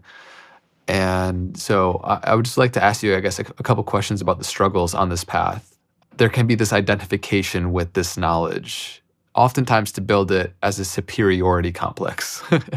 And Yes. There can be spiritual ego that comes online. And I feel like for many of us, it's an inevitable part of our path that we encounter at some point of our journey for many. I know I've experienced it. And what do you do, I guess? How do you support people that may experience that or have or currently are experiencing a little bit of that kind of inflationary energy, using spiritual concepts really disguised to infatuate or kind of embellish the ego in a way? I never have an agenda with anyone's ego. I mean, I'm familiar with what you're saying. I've experienced it in myself in the past when I thought that I was privy to some special knowledge. I now feel that I have no special knowledge at all. I feel that I have rather less knowledge than most people, and the only thing I'm really, really sure about is just the nature of my being, and there's nothing special about that. But so when I see what you're suggesting in other people, I notice it, but I have no agenda with it. I don't have an agenda with people's ego. I'm not on a mission to I see everyone as infinite being, And I treat them like that, however they behave, whatever they. That's wonderful. And for your own personal path, where you've experienced that, I suppose, just reflections on that as a part of the path which we encounter. So maybe not how you would navigate it yourself. Yes, it's the ego, or the sense of separation, cannot stand by itself. Because, as we said earlier, if pure awareness were able to say something about itself, all it would say is, I am. As soon as anything's added to the I am, as soon as the I am becomes, I am this or I am that, it becomes limited. And this limited awareness is the separate person that we seem to be. If the space in this room only looks at itself, all it would say is, I am. And in that experience, it experiences itself as the vast space of the universe. As soon as you add something to the I am, as soon as you say, I am small, I am dark, then the vast infinite space of the universe seems to become a temporary finite self. So as long as we just say, I am, that refers to who we truly are. As we add something to it, we become an apparently finite, separate consciousness. That's what the ego is, an apparently finite, separate self. So the ego, the pure I, pure awareness, the ego cannot stand without identifying itself with something. If nothing follows the I am, that's pure consciousness. So the ego is always pure consciousness plus some object of experience. So and that creates the ego, the consciousness or awareness plus thoughts and feelings.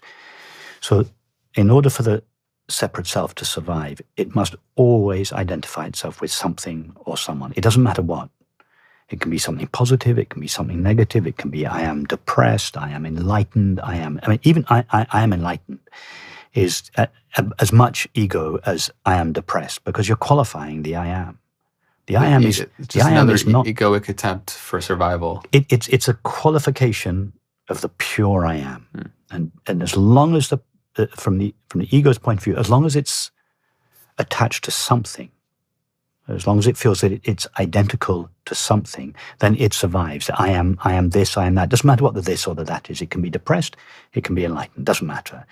So even non-attachment. I am non-attached. Exactly. I am non-attached. That's a position of the ego. I am a teacher. That's ego. I am a student. That's the ego. I am plus anything is the ego or the separate self. I am divested of all objective content is the pure I am.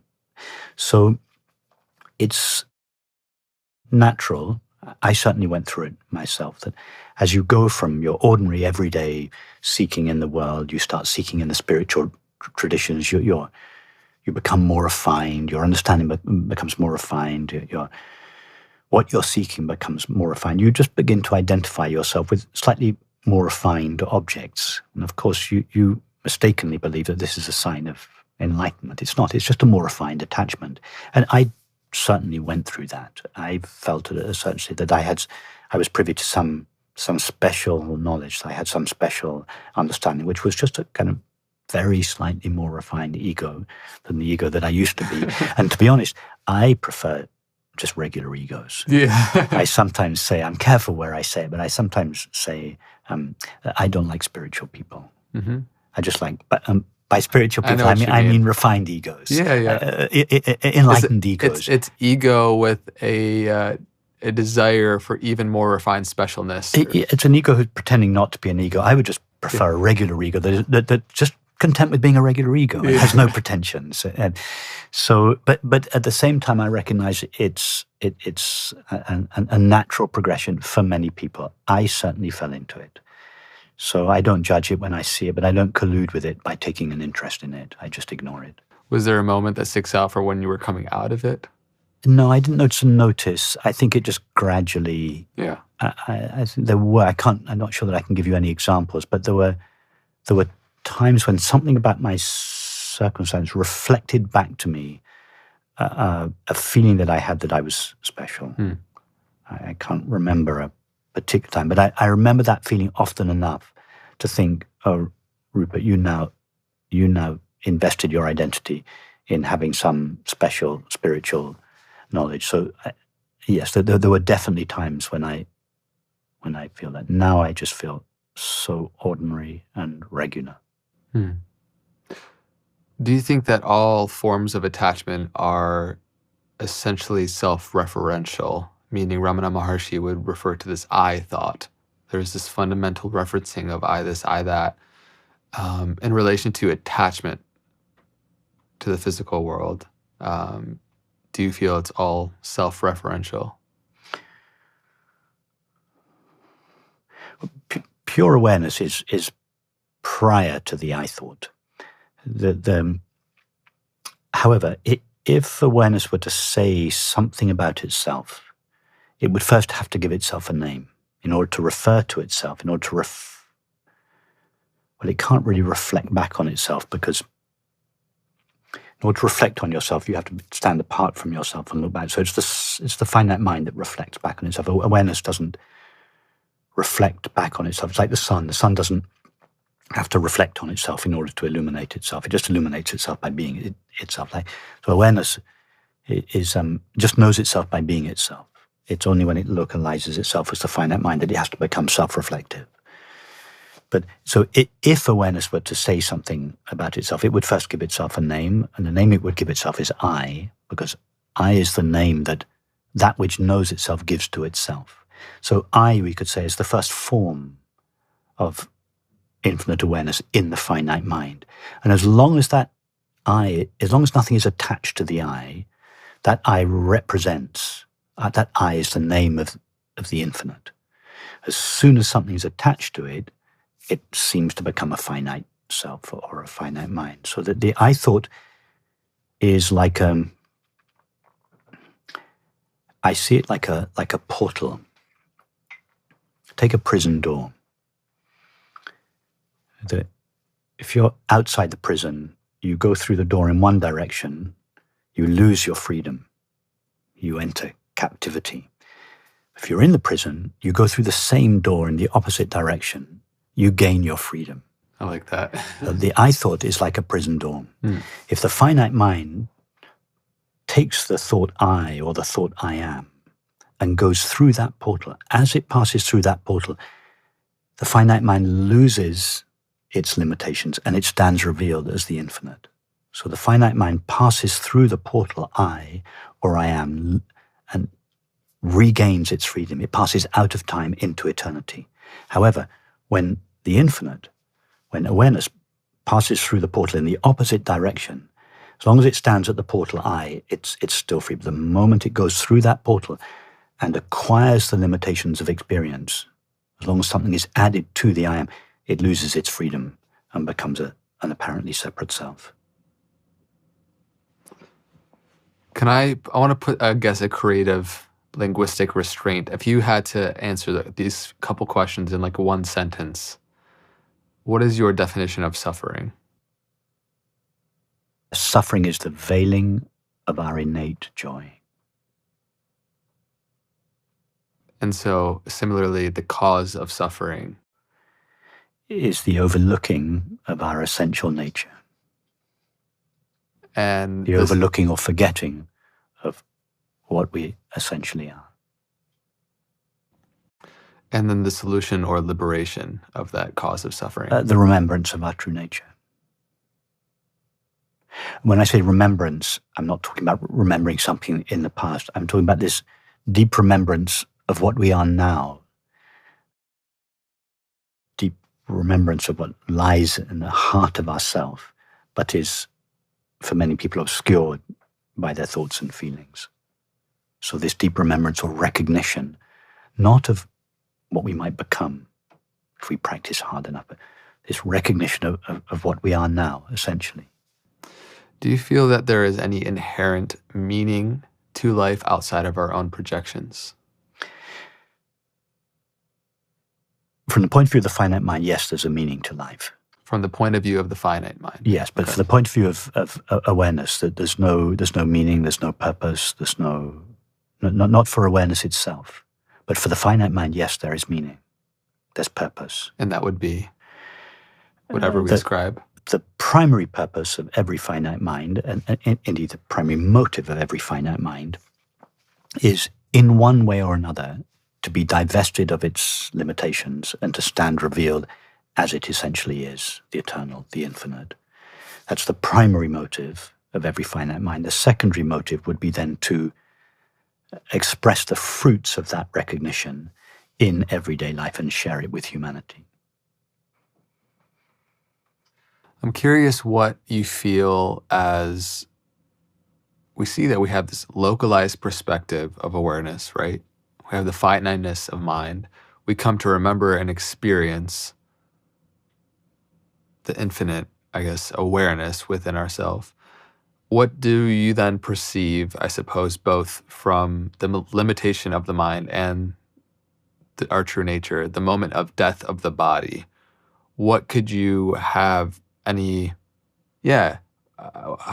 how could you get as close to absolute reality of truth of what that moment is and what happens to our portal of consciousness? Okay. So if you, going back to our analogy of space, if you think of the body as the four walls of this room and our thoughts and feelings as the contents of this room, death would be like removing all the objects from this room and demolishing the building. Absolutely nothing happens to the space. It just remains as it eternally is.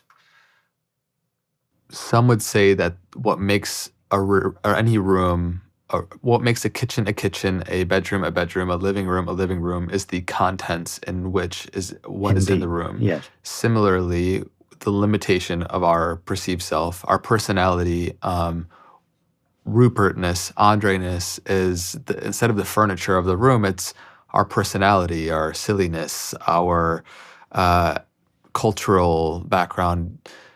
All of that seems to have been largely acquired since coming into this life from birth. And if the walls of the building are demolished at the moment of death, would any of that uniqueness, do you think, if it's just empty space, transition into another portal? Yes. Can we switch metaphors now? Because I think the metaphor of the oceans and waves and currents in the ocean is a better metaphor to respond to this question. So now, instead of empty space and what we essentially are is the water, the ocean, formless, and what we are is what we are as individuals is a bundle of thoughts, feelings, sensations, and so on. So imagine that what we are is like a current in the ocean,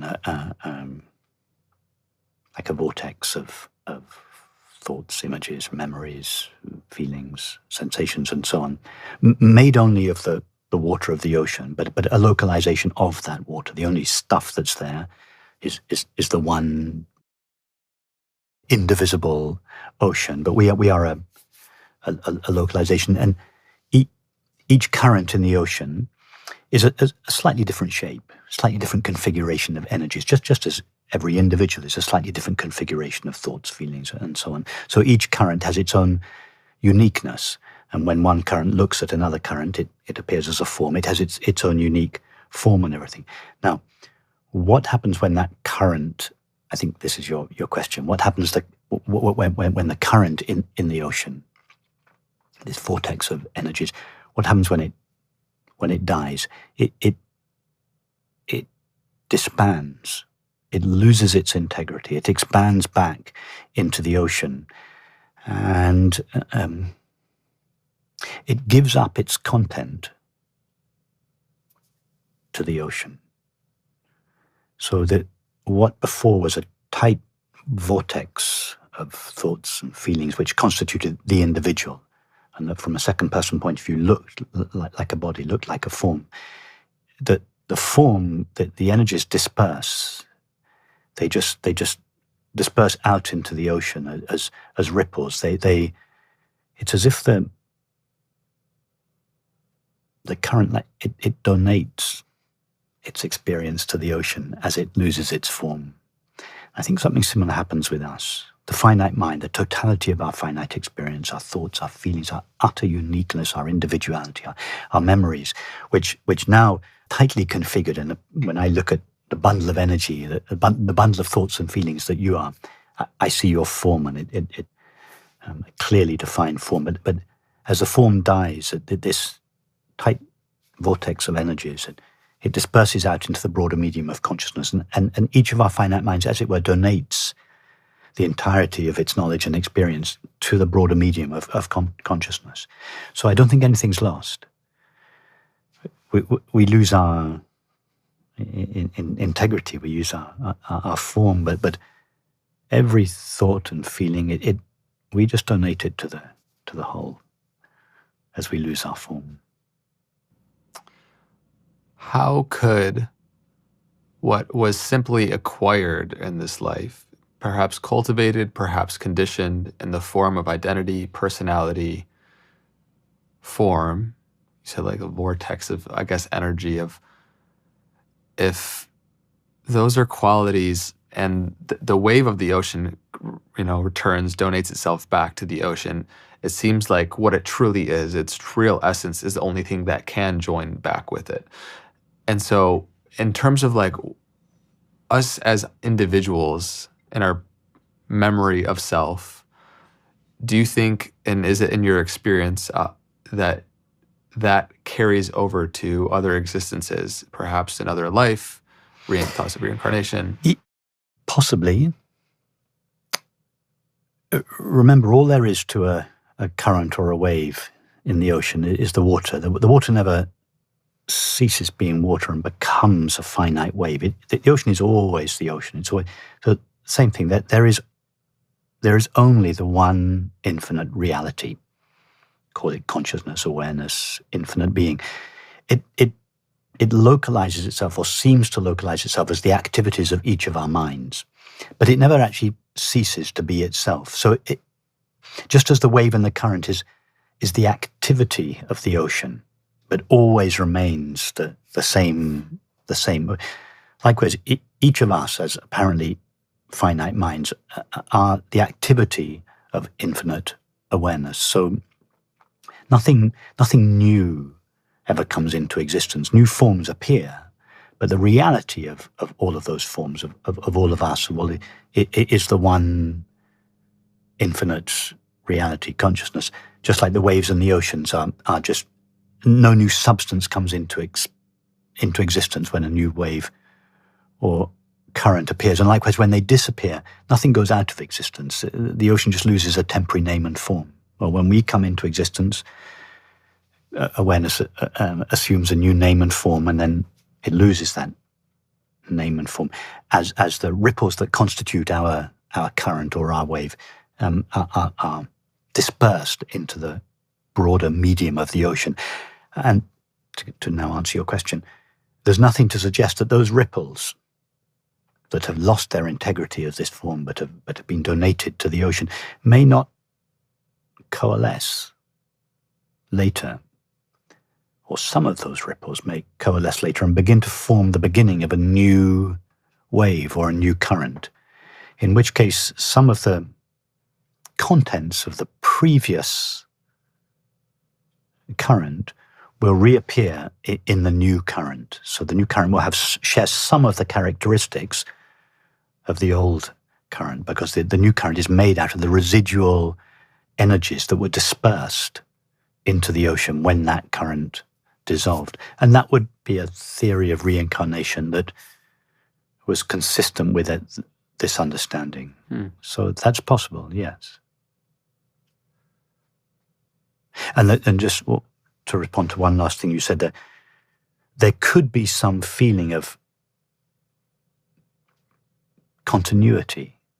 The parent current has given rise to the reincarnated.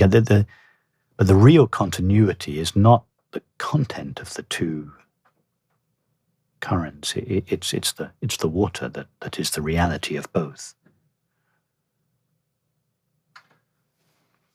Just as the sense of continuity that we have in our lifetime, we all now feel that a continuity, that our life has been one long life. We always feel it's been my life. We always feel like I've been the same me. I feel I'm the same me now as I was 2 minutes ago or 2 days ago or 2 years ago or when I was a 2-year-old boy. I feel there's this continuity. It's always been me. Well, what has been continuous in my life? My thoughts, my feelings, my sensations, my perceptions. If we consider the body is physical, even a physical body is changing all the time. So from where do we get this conviction that I've always been the same? It's always me. I've been getting older, I've developed, but we always feel it's me. There's always a me that's this continuous throw. What is that? Well, the only element of our experience that is continuous is awareness. It's from awareness that we derive our essential sense of ourself. How do you then reconcile the impersonal nature of awareness with the unique expression of individual forms? There is this emerging distinction kind of being pioneered by friend Mark Gaffney, Ken Wilber, about the unique self, meaning we must wake up, and it's inevitable to wake up beyond the illusion of a separate self to our true self, which we've been speaking to. And then now there is this unique perspective. Once realized the true self, there is this unique perspective in self that emerges that gets to be shared with the world. And so there is, once one awakens to true self, there is still this uniqueness in the way that life, the universe, is seeing through your eyes. And yes. And so I think that because there can often be this dismissal or bypassing in non-dual circles, where it's like the human experience is supposed to be diminished and viewed as this dreamlike, illusory thing, which in a perspective it is, and it without the authentic realization of it, it kind of like shuns it away and dismisses it. So what do you think about the emerging of the unique self? Yes. I think it's a very valid point that in some expressions of the traditional non-dual teaching, in some expressions of classic expressions of Advaita Vedanta, because it is recognized that what we essentially are is not our thoughts, our feelings, the body, and so on. There is this initial turning away from the body. I'm not this, I'm not this, I'm not this. And if that's as far as the teaching gets, then this leaves us with a rejecting the world and rejecting the body. But that's just that process of recognizing I'm not my thoughts, I'm not my feelings. That's only necessary for one who was previously completely identified with their thoughts, feelings, sensations. So as a temporary stage, we have to turn away from that in order to recognize that element of ourself that is. But then we need to then turn back again towards the experience from which we previously separated ourselves and realign it with this new understanding. So and I think that's what you're talking about, this realignment process where we come back, as it were, to the person, the body and the mind from which we previously turned away solely for the purpose of recognizing our true nature. But now we turn back towards it, and all its faculties are still there. If you were a brilliant mathematician before, you'll still be a brilliant mathematician. If you're a good gardener, your interest in gardening will still be there. All your unique individual faculties will still be there, but now they are upgraded. I think this is what you mean by that all those faculties are no longer used in the service of the separate self that we once believed ourselves to be. They are now used in the service of the true self and its innate qualities of peace, joy, and love. So we then go back to being we fully inhabit our life as an individual, but our life is then used in the service of this understanding, this love and understanding, whereas previously it was used exclusively in the service of the separate self with all its anxieties and fears and demands and so on. Chopping wood, carrying water, perhaps you go back something different. Yes. Well, you may go back to chopping wood and carrying water, But you may also choose a different activity. Yeah. You may realize, actually, the activity that I was engaged in before, I engaged in it solely for the purpose of fulfilling my existential sense of lack. Now that I no longer have that, I feel the fullness of myself. I don't actually want to engage in that activity anymore. It's not the right activity for expressing what I now want to express. You might choose a different activity that you feel is better able to express your new love and understanding. So you don't necessarily go back to chopping wood and carrying wood. You don't necessarily go back to the same activity. You have the same faculties, but you use them in service of love and understanding. How does this similarly affect our relationship with emotions? Because some spiritual traditions suggest the transcendence of emotions, while others suggest fully feeling our emotions and fully feeling them. And so what do you feel is the proper relationship to our emotional experience? The emotions that rely on the existence of a separate self at their heart diminish in direct proportion to the diminishing of that separate self. So as the sense of separation disappears, in some people it disappears like that. In most people it's a gradual diminishment. The emotions that attend that sense of separation diminish with it. Without your having worked specifically on each individual emotion. There's a whole train of emotions, all of which rely on the sense of separation for their existence. If that sense of separation diminishes, then the whole train of emotions that were dependent on it will also diminish without your working on your feeling of abandonment, your feeling of jealousy, your feeling of lack, your feeling of, because you've cut the root. It's in the recognition that awareness is the container of all experience. How have you noticed emotions arise differently and how we relate to them from that sense of recognition of our true self?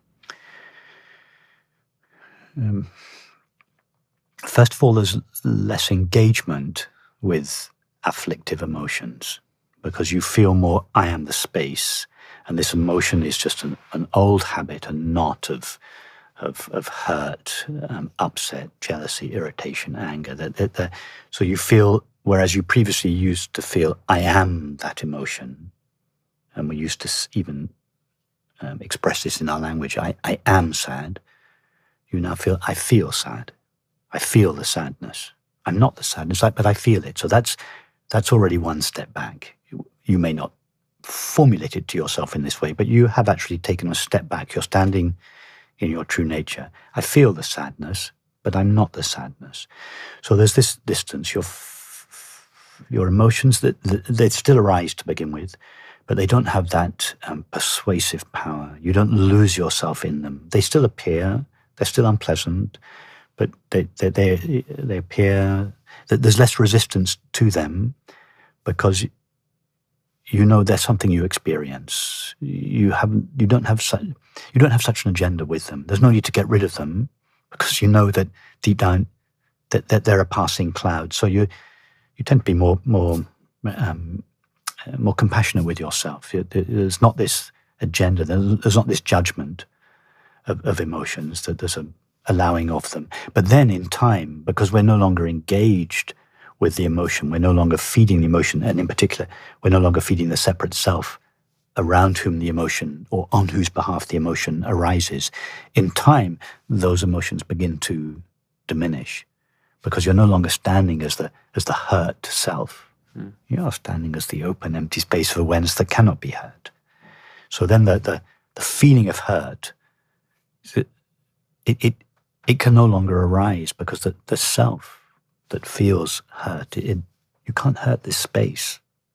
When you feel that, when you feel the space of awareness that I am can't be hurt by what someone says, not only do you no longer need to defend yourself against what anybody says because you know that it can't hurt you, but the feeling of hurt doesn't arise so much.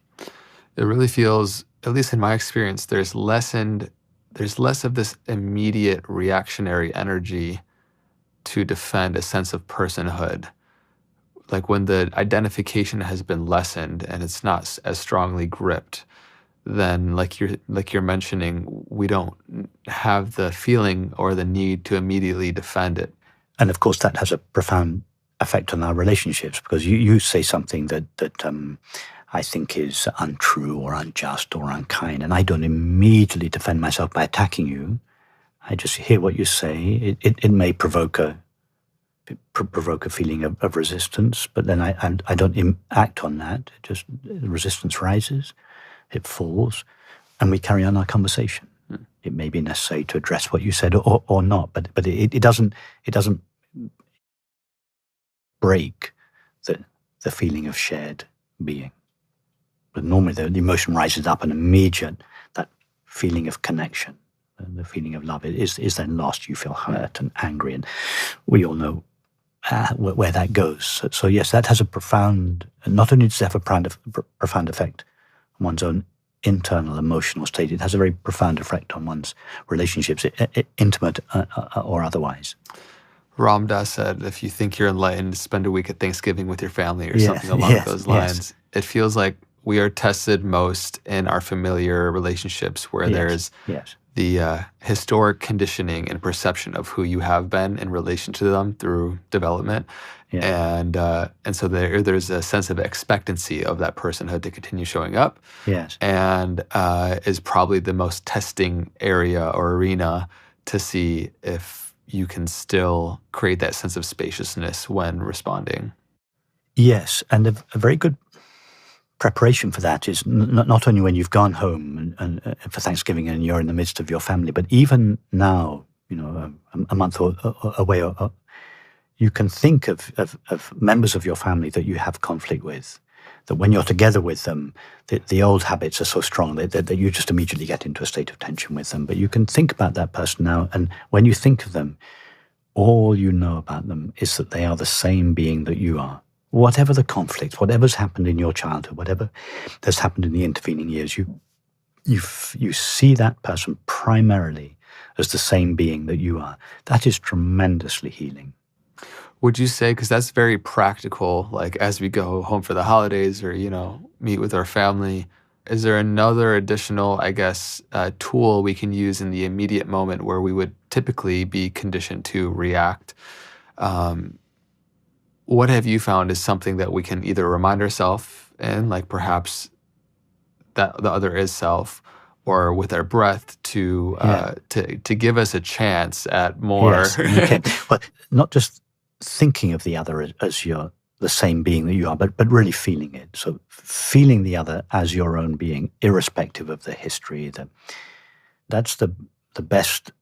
I think it's the best one can do in relation to the other, but in relation to oneself, in relation to the reactive emotions that may be provoked in you as a result of meeting, then it's to resolutely remain as this open, inherently peaceful, aware space, and to remain as that when circumstances are easy, when circumstances are neutral. It's relatively easy, like now, to feel ourselves as that. But the more established we are as that in relatively benign circumstances, the easier it will be to remain as that when the bar is raised a little bit. And really that's the test. Somebody once asked an Indian sage, Atmananda Krishnamenon, how do we know when we're established in our true nature? And he said, and I'm paraphrasing, when thoughts, feelings, sensations, and perceptions can no longer take you away. They've lost their power. Experience has lost its power. Objective experience has lost its power to take you away from yourself. And usually, as you say, the relationships with our nearest and dearest are the last, some of the stickiest experiences. That they are the ones that retain their power to take us away from ourselves for the longest, and therefore they're the best places that we should look forward. Best training ground. Sometimes on retreats, people say to me, it's all very well when we're here, these peaceful, loving, benign circumstances, but I'm dreading going home. There's conflict in my work. And I said, no, you should look forward to that, because if you can only maintain your peace in these loving, easy, benign circumstances, then it's a fragile peace. It's a state of mind. It's not the real peace. You should look forward to going to a difficult family situation or whatever it is to test your stability in your true nature. It seems like that shift of perception to see difficulties in our relational world as opportunities for awakening, as they are, is even that alone, that perception shift, I feel like changes how we engage with it. Absolutely, yes. Yeah. Yes, you look forward to it. It's an opportunity, because it's an opportunity. There are two possibilities. Either you lose yourself in the conflict and sorrow, and it's the inevitable consequence, that, or you use the situation to establish yourself more fully in your innate peace. You feel you're more peaceful, strong. You feel that your being, you feel the independence of your being. You feel nothing can hurt me. And therefore, I don't need to defend myself. I can go fully into life. I can be open. It doesn't make you invulnerable in the traditional sense of the word. It makes you open. You can be very sensitive. You don't need to defend yourself. Because when I say no, I mean you experience, you feel at the deepest level that you can't be hurt. Your peace is imperturbable. It's unshakable. You mentioned that Indian sage, I believe, who was referring to the various perceptions and experiences that could pull us away from the state of recognition. Yeah. And I just want to get your opinion on this, because I think there can be, again, this withdrawal of the human experience as like the place to get to. And I know your take on it's really the deepening of a truest sense of who we are and our essence. And there's this human experience that's to be lived. I think this non-dual perspective can be seen sometimes, from the outside in as sort of this inert, like kind of boring reality that we get to. It's like, it's just like peaceful people sitting over there that really don't do a whole lot. To me, getting in touch with this place intimately is very exuberant also. It is very enlivening. And at times, it's very peaceful and still, and that quiet Joey that we were talking to. But it seems like sometimes the language that's used is almost a pushing away of aliveness, when I feel like it's actually the opposite. Yes. I agree with you. As I said earlier, some expressions of the traditional classical Advaita teaching only emphasize what I refer to as the inward-facing path, the turning away from the content of experience. I'm not my thoughts, I'm not my feelings. And that's a legitimate path. Most pathways start with that in order to recognize the nature of our being. That's what I call the inward-facing path. But equally important is the outward-facing path, when we then go back to the experience from which we previously separated ourselves, which means going back to the body-mind and to the world, being fully engaged again in activities and relationships. And I think a balanced path is a balanced path in which these two approaches, the inward-facing path and the outward-facing path, are both honored, both engaged in, both respected, but are in balance with each other. And traditionally, I think that the Vedantic approach emphasized the inward-facing path. The outward-facing path was implicit in it. Ramana Maharshi said, the world is an illusion. Only the Brahman is real. That's the inward-facing path, turning away from the illusory world back to Brahman, infinite consciousness. Only that is real. But then he said, but Brahman is the world. There, he's going back to the world there. First of all, there's the world.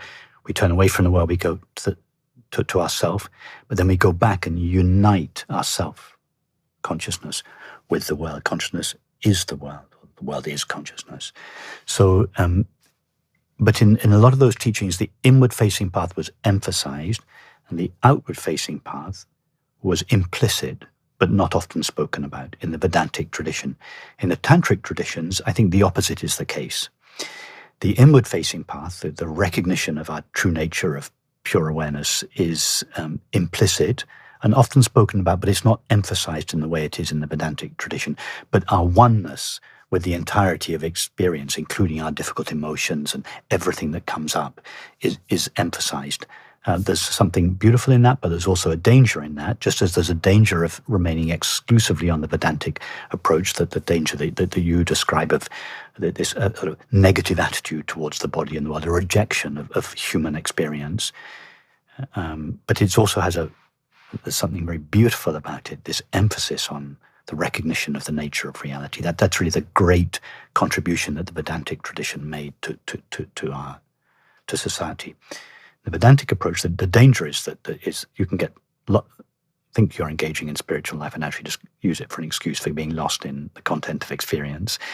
And we're in California. I don't need to describe that to you.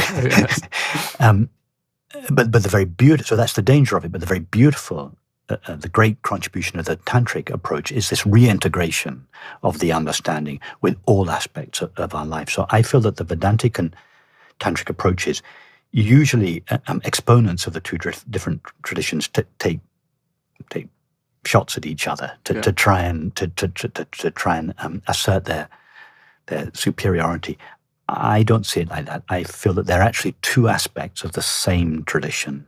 The one emphasizes the inward-facing path, the turning away from experience. The other emphasizes the reintegration of this understanding in all aspects of our experience. And I think a balanced path is one in which these two approaches are really balanced. A quote that really embraces that paradox beautifully is Sri Nisargadatta's, wisdom tells me I am nothing, love tells me I am everything, and between the two my life flows. Yeah, exactly. That's beautiful. Yeah, exactly. In our everyday life, we have on average about 60 to 70,000 thoughts per day. And largely we are troubled with the ones we are invested in. And I'm curious, similarly as we explored the implications awakening has on relating to our own emotions, what do you feel like the implications to our own thoughts? I think our thoughts arise for many different reasons. One, a response to a practical situation. I have to be here by 10 o'clock. I'm not sure where we are, so I'm going to get there at 9:30. I must call an Uber, et cetera, et cetera. That's a whole series of thoughts. I don't know how many thoughts that was, probably 20 thoughts, let's say. But they were all in the service of enabling this conversation to take absolutely nothing problematic. They're not particularly interesting thoughts, but they're not problematic thoughts. I'm invested in them for as long as they last, but when they've gone because they've brought me here. I don't need to think about that. Practical thoughts, perfectly legitimate. There's no sense of being a separate self in those thoughts. They just arise on behalf of the practical situation. There can be creative thoughts. Your desire to have a podcast and to share this understanding and to talk to people about this understanding and to everything that you need to do to put that on. What are you really doing? You're sharing your love and understanding, and you're wanting not just to keep it in your own heart. You're wanting to share it with thousands of people. That's creative. So those are creative thoughts. They involve a degree of practical thoughts, your cameras and your lights, but really the idea behind that it's creative. You're bringing something new into humanity and into society, and you've thought a great deal about your work and who you're going to interview, and you do your research, and so a lot of thoughts go into that. There's no ego in those thoughts. Those thoughts arise on behalf of love and understanding. No problem with them at all. If you need, if you get sick, or if you need lunch, they're practical thoughts that arise not on behalf of a separate self, but on behalf of your body. Your body needs taking care of, or the body of anybody else that you have to take care of. Those are perfectly legitimate thoughts. But then there's one, and then there are other thoughts that arise on behalf of our love of truth. are the investigative thoughts, the kind of questions that you've been asking me, and the kind of questions that we've all asked ourselves. Who am I really? I can't really be my thoughts because they're always coming and going. I can't really be my actor. Who am I? All the reading we've done, all the exploring, those are thoughts that arise on behalf of our love of truth. There's no ego in those. There's just one small category of thoughts that we have that contains at their origin and concealed within them the sense of being a temporary, finite, psychological self. And those are the only problematic thoughts. And those are the thoughts that diminish. All the other thoughts, the thoughts that are necessary for me to come to visit you, the thoughts that are necessary for you to take care of your body, the thoughts that are necessary for you to put on this podcast, the thoughts that you have with a friend or a companion to share your love and celebrate your love. There's no ego in those thoughts. That they continue. It's just the thoughts that are based on the separate self that diminish. And as a fairly large proportion of our thoughts do indeed arise on behalf of the separate self, there is a reduction in thinking. The mind quietens. Only those thoughts remain that are in service of love and understanding or practical situation or investigating our true nature. Or I think I don't need to repeat it. Yeah, thank God. It's much more peaceful when. Yes, yeah, and actually, it now that your mind is not occupied for the most part with thoughts that arise on behalf of the separate self, the mind is then free. For much of the time, it will just be quieter, and there'll be periods of stillness. But also, you're then free to use the mind. This is going back to your, what was the phrase about the self, not the Ken Wilber's, what was the self? The unique self. That the mind is then becomes part of the unique self. It's used in service of love and understanding, and actually you're freer. You tend to be more creative. Because you've got so much more spare time and energy to use in service of your creative projects, the expression of love and understanding. Whereas previously, all that time and energy would have been spent on the feelings of separation. Yeah, it feels like there's so much energy that is freed up when we're not continually recording things mentally on a personal basis. Yes, I feel like that takes up an immense amount of bandwidth. Yeah. And like you beautifully said, that energy can then be rerouted to the unique self in the service of others and our creative impulses and a lot of those other thoughts, which are amazing. Because I could, the time is flying by with you. We've been going for about 2.5 hours. This is amazing. Have we really? Yes. Okay. time indeed has flown by. Yeah. I mean, on that note, it really does feel, the more that we're in that space of, it is like a timeless experience. It's absolutely, because time only exists or seems to exist when we think about it. And as thoughts diminish and you live more in your being than in thoughts, then the sense of time also, because you have a conversation like this, and it's why the phrase we have, time flies when you're happy. Yeah, and when it's the opposite. When you're happy, you're in your true being. You're not you're not on the horizontal line of time in your thoughts. You're in the vertical dimension of being, and there's no time there. So it seems that I'm surprised we've been here for 2.5 hours a day. And on the contrary, for the times that we feel very identified in our suffering of a separate self, they go on forever. A minute is an eternity. Yes. Yeah. When's this meeting going to end? Yes. Having the context, the understanding of the conversation we just had, I'm curious, is there anything else that you'd feel like you'd want to uniquely contribute for the audience and community of listeners that are tuning into this conversation, that if you have made it this far into the conversation, it's quite incredible how substantial this level of devotion of inquiry is growing on the planet right now. Yes. There is more and more this matured deepening of a sense of self and desire to truly grow one's self-knowledge and to share that in the service of others in our own unique capacity creatively in the world, whether it's through teaching or podcasting or art and music or whatever. It could be also in the silence of, beautifying your garden, whatever it is, right? Anything else you'd like to contribute as we're all waking up to the shared consciousness that we have, and are building towards systems in the world that are representations of love. Anything that you'd like to share? It's open floor for you. I think that perhaps just one thing to add, we've spoken about it a little bit, that it's inevitable that wherever this understanding has arisen on the planet, in whatever place and whatever time, it's expressed in the language of that time and place.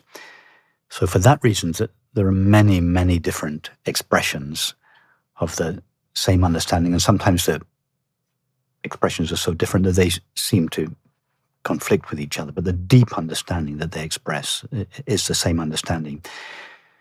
And also that as people struggled with this understanding and asked questions about it and didn't know what the teacher or whoever it was didn't know what they meant, they would ask questions, and the person speaking about it would then develop methods and pathways and techniques to help them to try to understand it more clearly. So as a result of this, a great proliferation of ideas and methods and techniques, and you referred to this earlier, sometimes it seems to be just a sort of a maze of complexity of ideas, and no, it's so simple. That's what I'd like to say. What is being pointed to is so simple. The complexity is just due, one, to the different time and place in which the expressions have been said, over the expression of this understanding has been expressed over the centuries, and two, our difficulties and objections, which have caused the teachers in the past to have to elaborate all sorts of different methods and pathways, and it all seems so complicated. It's so simple. It's just about the recognition of the nature of our being. That's it. You could take 3,000 years of religious and spiritual tradition, put it into ChatGPT, and say you could feed every scripture that has ever been written or spoken by anybody in the last 3,000 years, put the whole thing into ChatGPT and say, express this in a sentence. It would give you numerous variations, but one such sentence would just be, peace and quiet joy are the nature of your being, and you share your being with everyone and everything. That's it. It's the simplest, it's just the recognition, just the simple recognition of what we are now at the deepest level. It's inherently peaceful, it's fulfilled, and we share it with everything, with everything and with everyone. That's it. That's all you need to know. It feels the more that we reside in that place, the more that we make space for something unique, true, and profound to emerge from within us. And so any thoughts you have on that as we close? Well, yes, and not only the more we reside in that, something profound emerges within us, but as you say, unique, because that understanding, that it's the same understanding in everyone, but it's then filtered through our particular mind and body. So we all, those of us that express it in one way or another, and I don't mean just in words, but there are so many ways that you can express this love and understanding, not just in words, but in so many different ways. For those that want to really, they have a deep desire for the deepening, for the longing for the deepening of this recognition of their true self, where can people find what you're doing? You have amazing retreats and books and things, and just anywhere you can point people towards. Yes, the first place I would go is YouTube. I've got, I think, over 1,000 clips now on YouTube, conversations that I've had with individuals on retreats and meetings and guided meditations. So YouTube is the main resource, but also on my website, there's a vast archive. Everything I've said or written for the last 15 years is there, all my books, but YouTube would be the place to start. YouTube, and then my website, rupertspira.com. Amazing. And we'll link all that down in the description Lovely. below. I am so grateful to be able to do this podcast where I can not only have these conversations, but make friends with individuals such as yourself, and just truly grateful to have a friend and brother on the path. And I love this conversation and the many different nuances we explored, and the distillation of the simplicity that you offer as well is very unique in how life is using you uniquely. So thank you immensely for the work that you're doing and the continued efforts. And looking forward to continuing the conversation in the future. Likewise. Well, thank you very much. It's been a pleasure, Andre. Thank you. Yeah. All right. Everybody that's been tuning into this episode of the Know Thyself podcast, as always, curious to know in which way this resonates with your own path, with your own journey of understanding your own true nature. And until next time, be well.